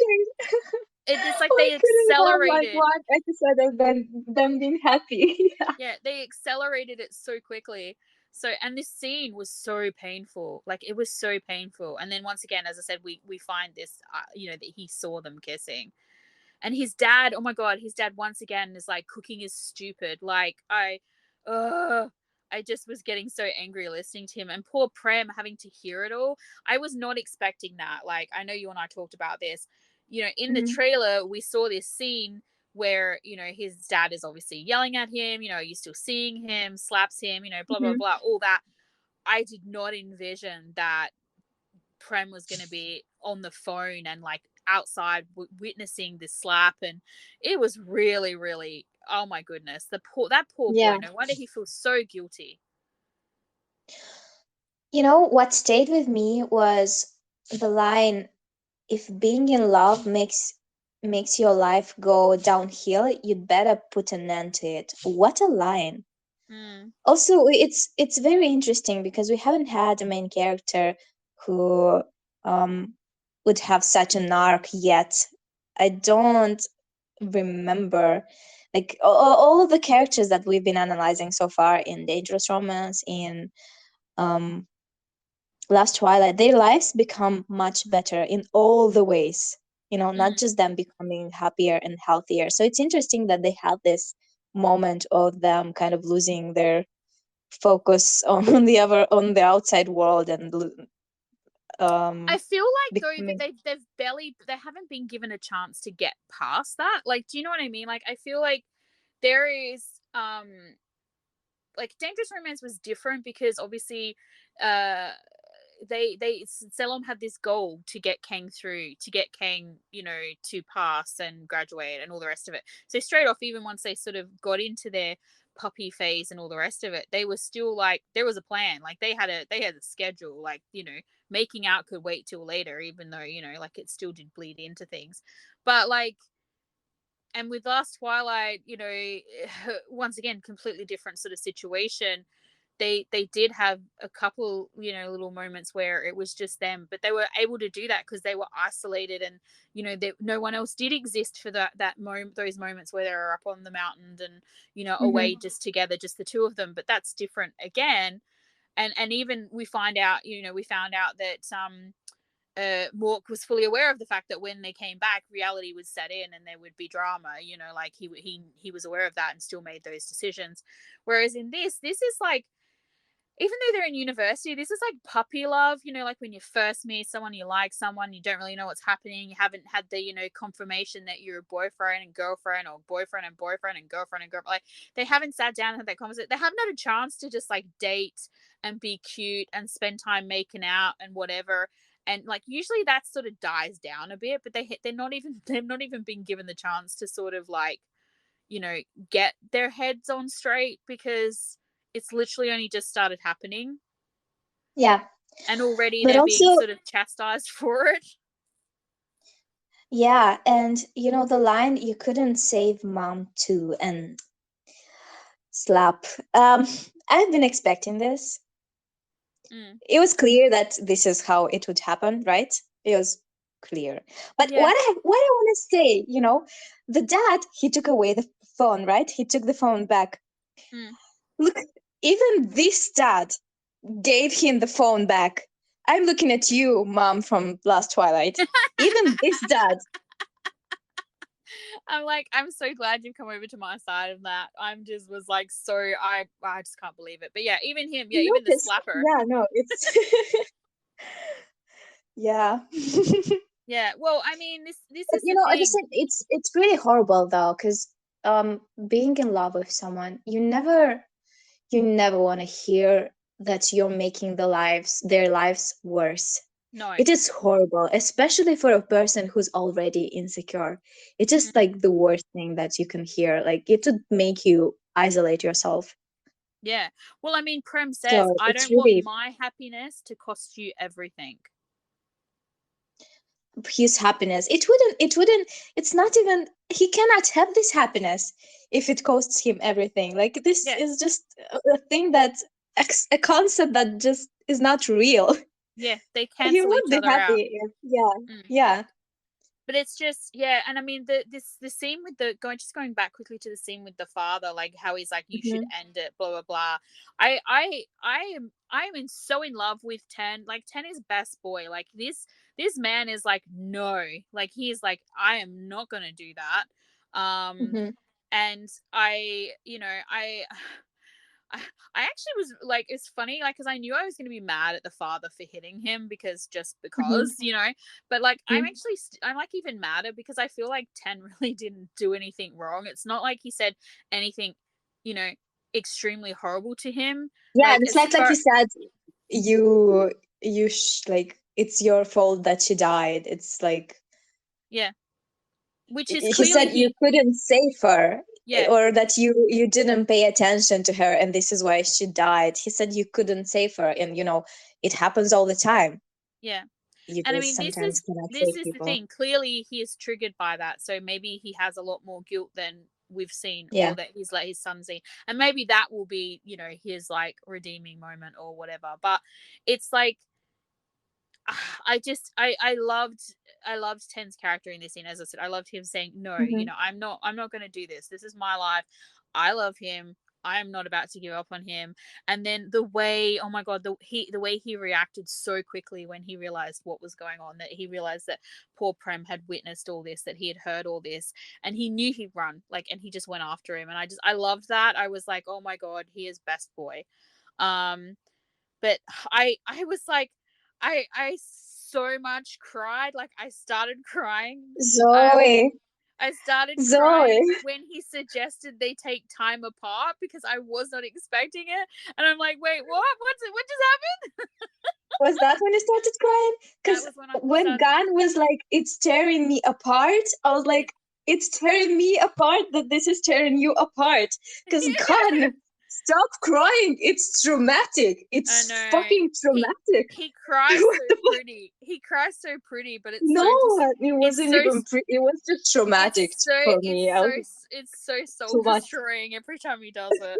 But It yeah, I know, is. it's just like, but when Ten said that, it was so funny, because I was like, it was like the last line I expected to come out of his mouth, but then he straight Mhm. away followed it up with like, I'm gonna prove what we have is not useless. And I'm like, and the bit where he said, I won't make you shed tears again anymore, I was like, big, gross, ugly tears down my face, ugly sobbing, like, you know. I was like, can you promise not to make me shed tears again? I'm like, damn Go you, on, off. go Off is on. always Off is always my tearjerker. I don't know why. Gun, as I say, Gun cries so pretty. It's so tragic whenever he does it. It destroys you. But Off is the one that It's not makes even me cry. pretty. It's just very Oh no, he cries vulnerable. pretty. He And cries pretty. He does cry no, it's just pretty. that it's when I was looking at that, I was not thinking, "Oh wow, this is pretty." I was thinking, "Wow, this is." It's like, it was like he was cut out up. It's I was seeing inside of him, and it was so raw and vulnerable and too much, and there's blood everywhere, and And this is like me. That's me. Like the babies first time I crying. watched, I yeah, mean, that's like the first time I watched Theory of Love. That was my reaction to Gun's crying scenes. I was like, wait, what? Why am I bleeding? Yeah, no, it I was a know. lot. Afterwards, when I was watching like gifs and stuff, I was like, man, he's pretty when he cries. when No, I because had just some it's just distance from the so. scene.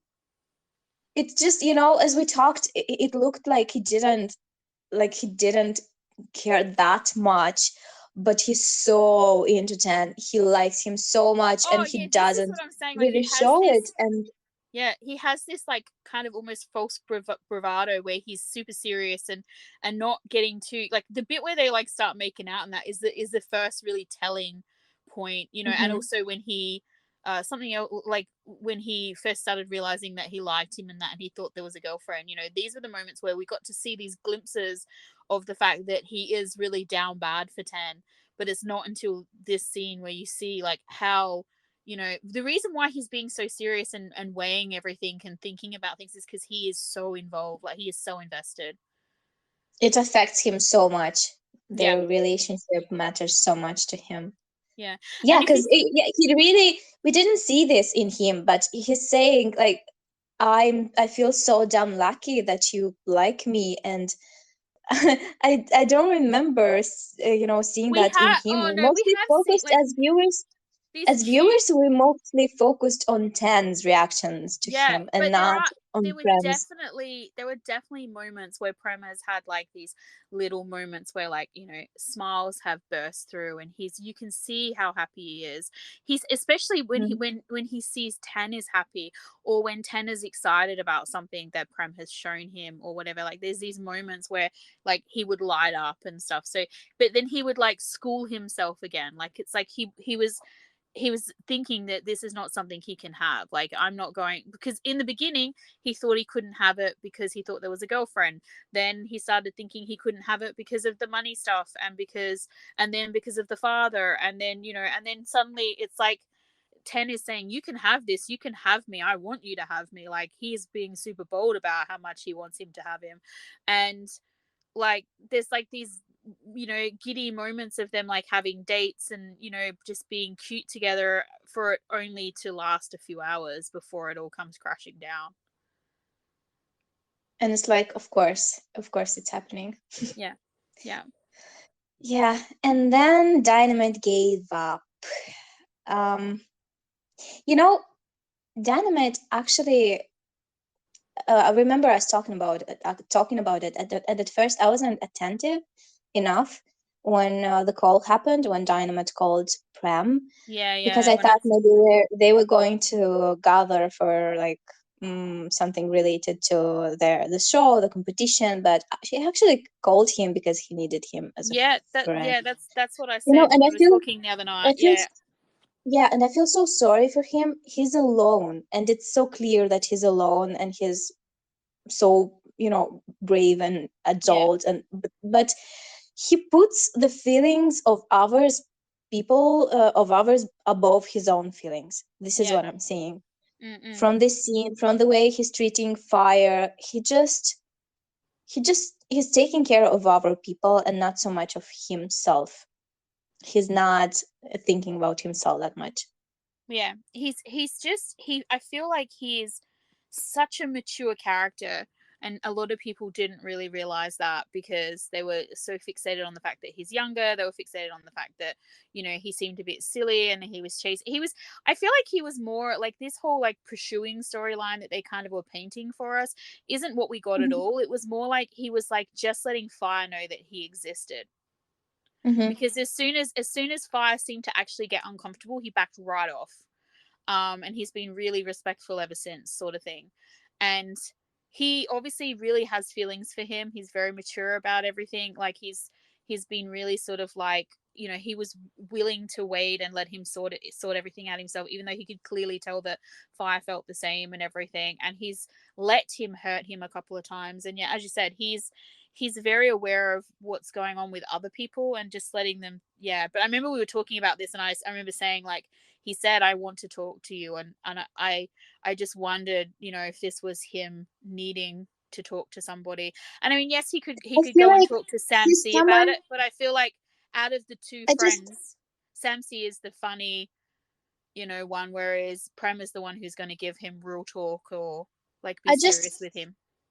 I just feel like he's someone who focuses on, he cares about other people's feelings, and he looks like he's strong maybe, and Mm. people don't necessarily think that he also needs support and needs someone to He probably be doesn't there get for him. taken serious a lot, I would Yeah. imagine.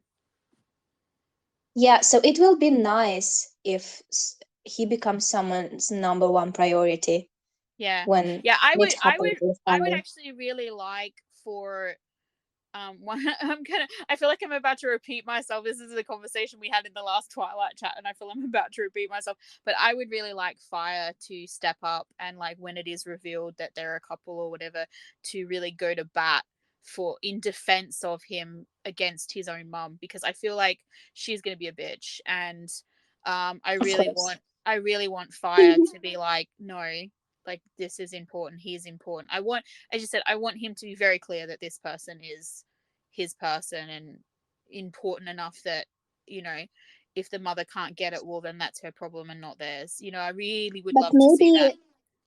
maybe when he starts being serious about Dynamite, he matures as well, and Mm. because he hasn't really been like if hiding from his mother, and it's immature. It is immature. Like, Oh, he's an and extremely she's not immature. In that she's not taking coupling, him seriously, Dynamite is and it's definitely the hard. more mature one. Yeah. I don't like her. I hate real characters, but the fact that she's not taking him seriously, she's justified because he's not serious. He's like a child. Yeah. So when he steps up and becomes more mature, and you can when you can see it, I think she will see it as well, because again, I don't think I don't really think that she's unredeemable, that No, we're I going mean, to. yeah, well, this is the thing. Like, I feel like she potentially will see that he is a good influence on Fire, Yeah. making him, yeah, as you said, mature, making him like step up, making him, you know, all those things. And because Dynamite is not someone who is going to mess with Fire's plans as well. Like, you know, Mhm. he's going to be the supportive, mature boyfriend, because that is just, you know, like how he's coming across. Will he be fun and teasing and like joke around and stuff? For sure. But like in terms of like seriously, like their lives and stuff, he's going to be the one who's like, you know, did you finish your homework kind of person. Because don't forget, But you know he's what? a I prodigy. think He's like a child prodigy. He's really smart. He graduated ahead I of feel everybody. He's skipped, you know, university classes. He's like really, really smart. So he must take that sort of shit smart, you know, like seriously. I feel like what she wants her child to be is to be like Dynamite. I feel like she wants Fire to be like Dynamite.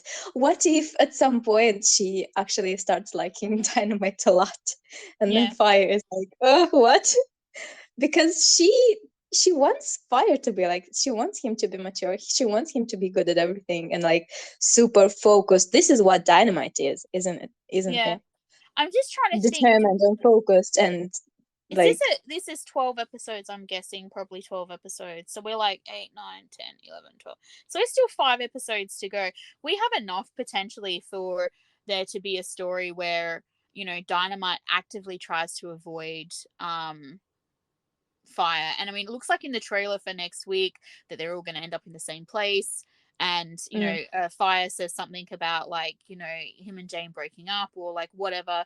And so he's laying the groundwork for that. But if Dynamite is smart and mature in the way that I think he is, he's going to make Fire work for it. But I could still also see like him not giving in to Fire, but also being there to like, you know, I guess save Fire all the time. Like he keeps kind of Help rescuing him a him. little bit. Help So him because he cannot stop worrying about him because yeah, he loves yeah. him That's right. or And like so him. I don't so know. she may, if there's time for them to do a few scenes where like, you know, Fire fucks up because of whatever reason, because he is also Mm-hmm. pining but can't deal with it, and you know, have Dynamite like I guess bailing him out of trouble, and the Mm-hmm. mother witnessing this Mm-hmm. like mature behavior and him trying to, you know, Yeah. like straighten him out or whatever, and her sort of Mm-hmm. like looking at him differently. That could be really interesting if they did go that way.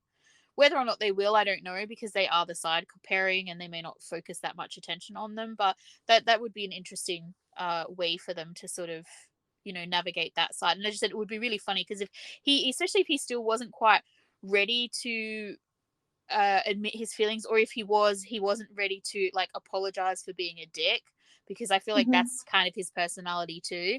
And Mm-hmm. so it would be really really funny if she liked Dynamite and Fire's just like what the fuck, and like she's Mm-hmm. like you're wrong, you know, like to Fire, and Fire's like, you know, you know, and I can, because I can imagine as well, like it would be really cute. I'm like writing fan fiction in my mind right now, but it would be really cute, like a scene where, you know, like she's praising or talking, you know, nicely to, or treating, you know, Dynamite nicely in a way, and behind her back like Dynamite's like poking his tongue out at Fire and stuff because he has that like immature like playful side as well, even though he's like Yeah. really really is actually at his core very mature. So I could see him like messing with Fire in that way because, well, Fire deserves it. Yes, he does. Yeah, and then of course we had this like weird sort of, we had this scene in the not a library but a cafe after Prem kind of blows off Dynamite. He says he Mm-hmm. wants to go home, but he actually goes in, I think, and orders a coffee or something, doesn't he? And he sees, you know, Ten Yes. sleeping in the courtyard, like um looks like he was studying all night or something.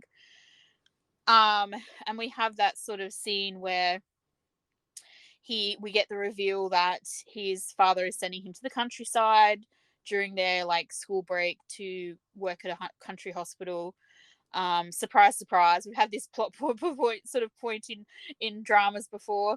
um and him saying, you know, that they're not going to be able to see each other for a while and all that. And he asks him in this scene for the lunchbox, Yeah. if he can make a lunchbox for him.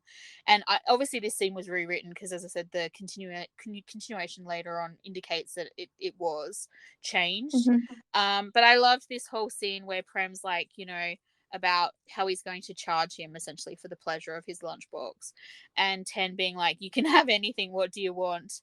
And all he wants is a hug. He just wants to be recharged, you know. Yes. And the hug is so sweet. It's just so sweet. But the when Ten kisses him, he like totally startles Prem, and Prem's like, just the this whole bit was really cute. His the way he's like, oh, you know, this is for backup because it's gonna be Yes. a while. But yeah, I just this was all really really cute, and then we sort of had a bit of a fast forward, didn't we? Yes, we do. And what happens is he gives Ten the lunchbox and he turns. I thought it was not a nice touch that he turns because he doesn't want Ten to see him cry anymore. Because Yeah. Ten did say, "I'm not going to be the cause of your Yeah, I tears don't. anymore," or Yeah, I something like don't that. want to. Yeah, and he says to Yeah. him, "I only want you to have nice images of me." Um, I Yes. this whole scene was, while it was very cute and very funny and very flirty, and I definitely saw aspects of Off Gun in this episode peppered through. This scene where like Ten wanted him to wear his glasses so he wouldn't be able to see anybody else, and then Prem's like, no, I want you to wear them so that you can see me clearly. I really liked that whole interaction. And then the way he's like basically saying, um Ten says to him, please don't look at anyone else while I'm away, and don't give anyone else the chance to flirt with you. And I've just written in commas, oh no, chef. So this is potentially where that drama might come in, because he's actually said to him, "Don't let anyone else flirt with you." And then of course Prem, which to me this was a very I don't like to say it, but this was a very gun sassy moment where he's just like, "I'm gonna flirt with everybody," I have the and then same exact, but and then then we had this moment that I was talking about earlier, where someone is flirting with someone else using their using the way their brain works. So in this instance, we had Prem saying, who who would flirt around, "You've already operated on my heart," or something, and Ten is just like melting all over the place. He's like, "Oh, Dr. Humor," like he's loving it. And this is Chef should take lessons, because this is how you flirt, using speak when you're speaking the same language as somebody, and it is successful. And whatever he was doing with the basil just wasn't working. So it was very, it very. was a one. I wonder if maybe it would have worked had It Premel not been already in love with Tan. 10. He's already so into him. There's no way, like flirting, no matter how it what kind wasn't of it wasn't flirting gonna can sway him. penetrate. Yeah. Yes, So, but because he yeah, was flirting in Prem's language, wasn't he? yeah, yeah. And then of With course we yeah, cook with the cook. flirting. Yeah, he was trying to flirt cook style, and Yeah. poor chef was missing out, because Prem was just like, "Are we done?" And meanwhile Prem's like, "Oh, you've already operated on my heart," and Ten's like, "Oh my god." Ugh. Melting into a puddle, So so happy, so giddy. Yeah. And then we get this and scene of him in the car, Ten in the car with his lunchbox and his letter. yes, the And word. we get what is it with these GMM boys, these GMM dramas, and the boys being like, "I will make them see my worth." Like he says, "I'll make your father see my worth." So we're going to get these, I guess, uh, characters once again proving themselves, bettering themselves, trying to prove themselves worthy to the parents. It is sad, It is. There was a line in this here, and I don't know sad. who said it. I'm not sure whether it was in the letter, or whether Prem was thinking saying it, or whether Ten was thinking it, or whatever. But there was a line that was, "Time will test our determination," and I just really liked that line. I just it just so it hurts me because you shouldn't have to prove yourself. You No. this is wrong, and it's it won't happen if especially if a person has something against you, you're hoping that you will prove yourself. It doesn't. I don't know, from my experience it just doesn't work like this, and you just end up hurting yourself and maybe the person that loves you, because they Yeah. see. And if the person that loves you cares about you, they have to make sure that you're not going through something like this, that you don't feel like you have to prove your worth, that you don't feel like you're not good enough, and that you have to prove yourself to the parents. Like if I wouldn't want to put the person that I love, Mm. to make the person that I love to go through the experience of feeling like this. I'd Yeah. feel guilty. I'd feel like I'm failing them, and I'd want to never have them interact with my parents if something like this happened. I have a very strong feeling about this. It Yeah. even makes me feel like Tan should have done more to Yeah. to make sure that Pren did not go through that. Yeah. And I feel like that is his intention by doing what the father wants, and by doing that. Hmm. Like this, don't forget, he's reading this letter after the fact. Like he's not, Prem didn't let him read it beforehand. So he's not, I feel like he thought maybe by doing this, and by proving himself again to the father, and all the rest of it, that maybe he could soften the blow, and leave Prem out of it. I don't feel like he's wanting Prem to do anything, because I think, as I've mentioned in previous episodes, that Ten thinks Prem is perfect as he is. So, and this is the thing, we don't really want people to change. I mean, okay, natural change and progression is normal. Everybody changes, we Hmm. grow, we whatever. But to change yourself in order to make, prove something to someone else. We love this person the way they are. This is not something, they're not lacking to us. This is not something that we need for happiness, and for them to be happy. So it is definitely one of those storyline arcs that's happening more and more, and it's quite sad to see. But you know, I guess obviously Bram's it's not Bram's problem that Ten's dad doesn't love him, like no, him, or think that's he's right. worthy. He's It's not Ten's lacking in problem. anything. He should try, if he wants this to work, he should try to talk with his dad and, you know, have a heart to heart, or try to connect with him or something like this. Because if he continues like this and Bram is hurting himself like this, it will never work. I mean, maybe they'll make it work in the series because, you know, it's a series, but I'm curious to see how this goes, but Yeah, I am just, I mean, this kind of stuff makes me very, very sad. yeah, realistically, in the real world, probably what would actually end up happening is Tem would end up probably cutting his father out of his life and Hmm. choosing Prem, because Maybe he's trying to talk to him first, trying to connect and trying to make him understand or see things the way he sees. And if this doesn't work, then yeah, there's no other option. yeah, I think the problem is as well, and once again, I'm going to bring up not Last Twilight, Dangerous Romance, but even Last Twilight sort of fits to it too. In Dangerous Romance, you could not have uh you know, through 2/3 of the show, you could not have had Kang and his father having a rational conversation, because they didn't have that relationship. And Ten and his father don't have that either. They get together and it's explosive, because there's so much like um you know, anger between the two of them that they can't have a rational discussion.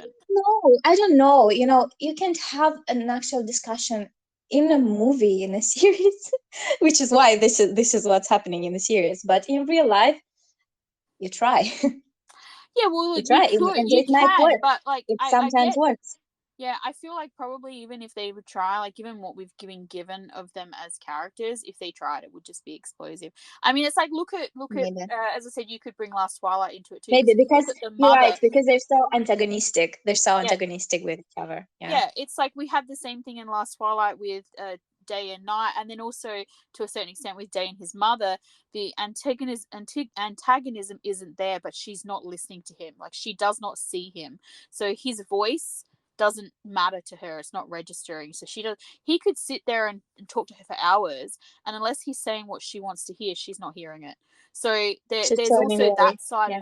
that side of things with these sorts of relationships as well, where sometimes it doesn't matter what you do. So the only option literally is to cut that person out. You have to make a decision. Who Yeah. makes you happy? Who makes, you know, who is making your life miserable and hurting the people that you love, and who, you know, like what things can you maintain, you know? And yes, Mm. family is important, but at a certain point in time, you have to make your own family as well sometimes. So, you know, like it's just one of those things. It depends on your decisions, your And you don't relationships, want what to you want. perpetuate like toxic things, toxic behavior, toxic attitude, That's basically. right. Yeah, you know. So if you legitimately cannot change someone's mind about something, or get them to Mhm. even reconsider, um, you know, or even just talk to you about it, then it's very very, you know, it's not something that it's never going to be a comfortable relationship for yourself and or your loved person, like the person that you're in love with.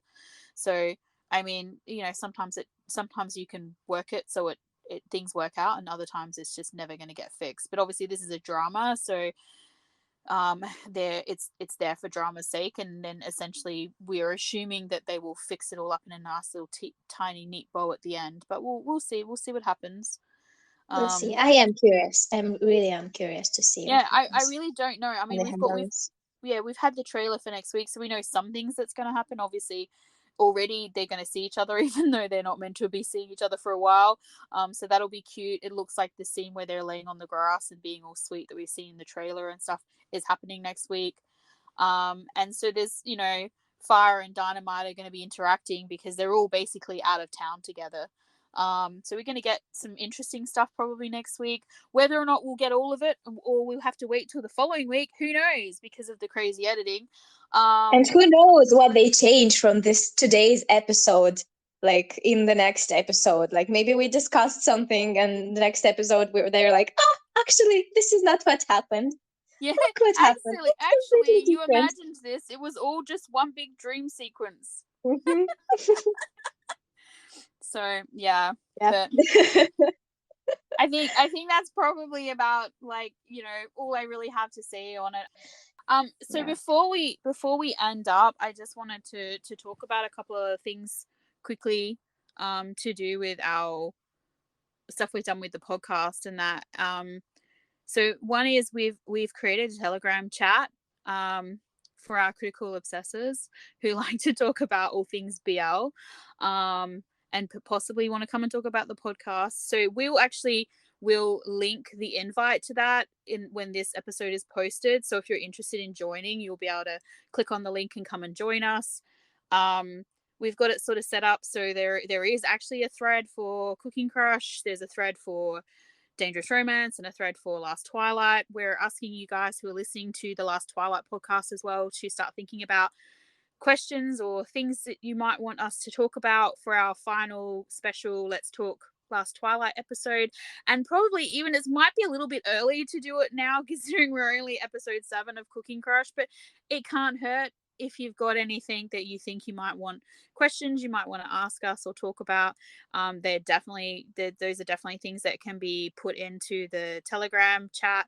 And also you can send us an ask or DM us, or any of those things, comment on a post, let us know if there's anything that you're curious about. And we're really enjoying getting any feedback from you guys. It's so much fun to us anytime we hear from you, because it's like, a lot of the time it's just like Morella and I just having a conversation, which is great. We enjoy talking to each other or arguing with each other depending on what's happening that day. But we really, it's really fun, isn't it, when we're starting to see you guys and meet you guys, and it's just lots of fun for us to know that you feel the same or you're enjoying it, or like it's great to get some feedback, and we're really appreciating all of you guys spending your time with us. So as I said, if you have any thoughts for Last Twilight, start thinking about those, because eventually for Cooking Crush, we will eventually get to the end of this show, unfortunately, and we will want to have a fun discussion at the end. So if you've got some things, start like jotting some notes down for us. And if you are listening to our Last Twilight podcast and watching Last Twilight, along with us, start thinking about things that you might want us to talk about. And we can't wait to do that. It's going to be lots of fun. So We will attach the link to the Telegram group on our posts where we post the episodes. Yeah. Basically, whenever we post episodes, I probably actually will start dropping it in whenever I remember to do it. It's a lot of fun. There's already some great people in there, and there's some interesting conversations happening. And even if you're a bit shy, come and join us. Maybe you just like reading, like, or you kind of almost get little free mini podcasts, because every now and then myself, Morella, and even Cass are like rambling in there. So it's if you're enjoying Admin cast, please. Admin Cass, yes. And if you enjoy listening to us ramble, well, you get it. You get little bonus ones in there. So, and it gives you direct access to ask us questions and stuff if you want to. It's just a different format. And if you're not familiar with Telegram, it is quite easy to use. And if you've got any questions, we're totally happy to like help you navigate. So we'd love to see everyone, and yeah. So that's kind of it, I guess, for this week. We're about finished, aren't we? Morella's going, oh my God, the editing. Oh, don't remind me, please. Let me have a moment of peace. A moment of rest. Yes. Where you're explaining everything, because I would have started like 70 times already. No, I just thought, I'm like, we should probably put all this in. I'm like, okay, well, what do I want to tell people? So we have some other stuff coming up this year as well, 2024. We've got some ideas and stuff, and we're kind of excited. So we hope you guys will be as well, and we'll start announcing some stuff soon. Well, goodbye then. Yes, see you later. See you next time.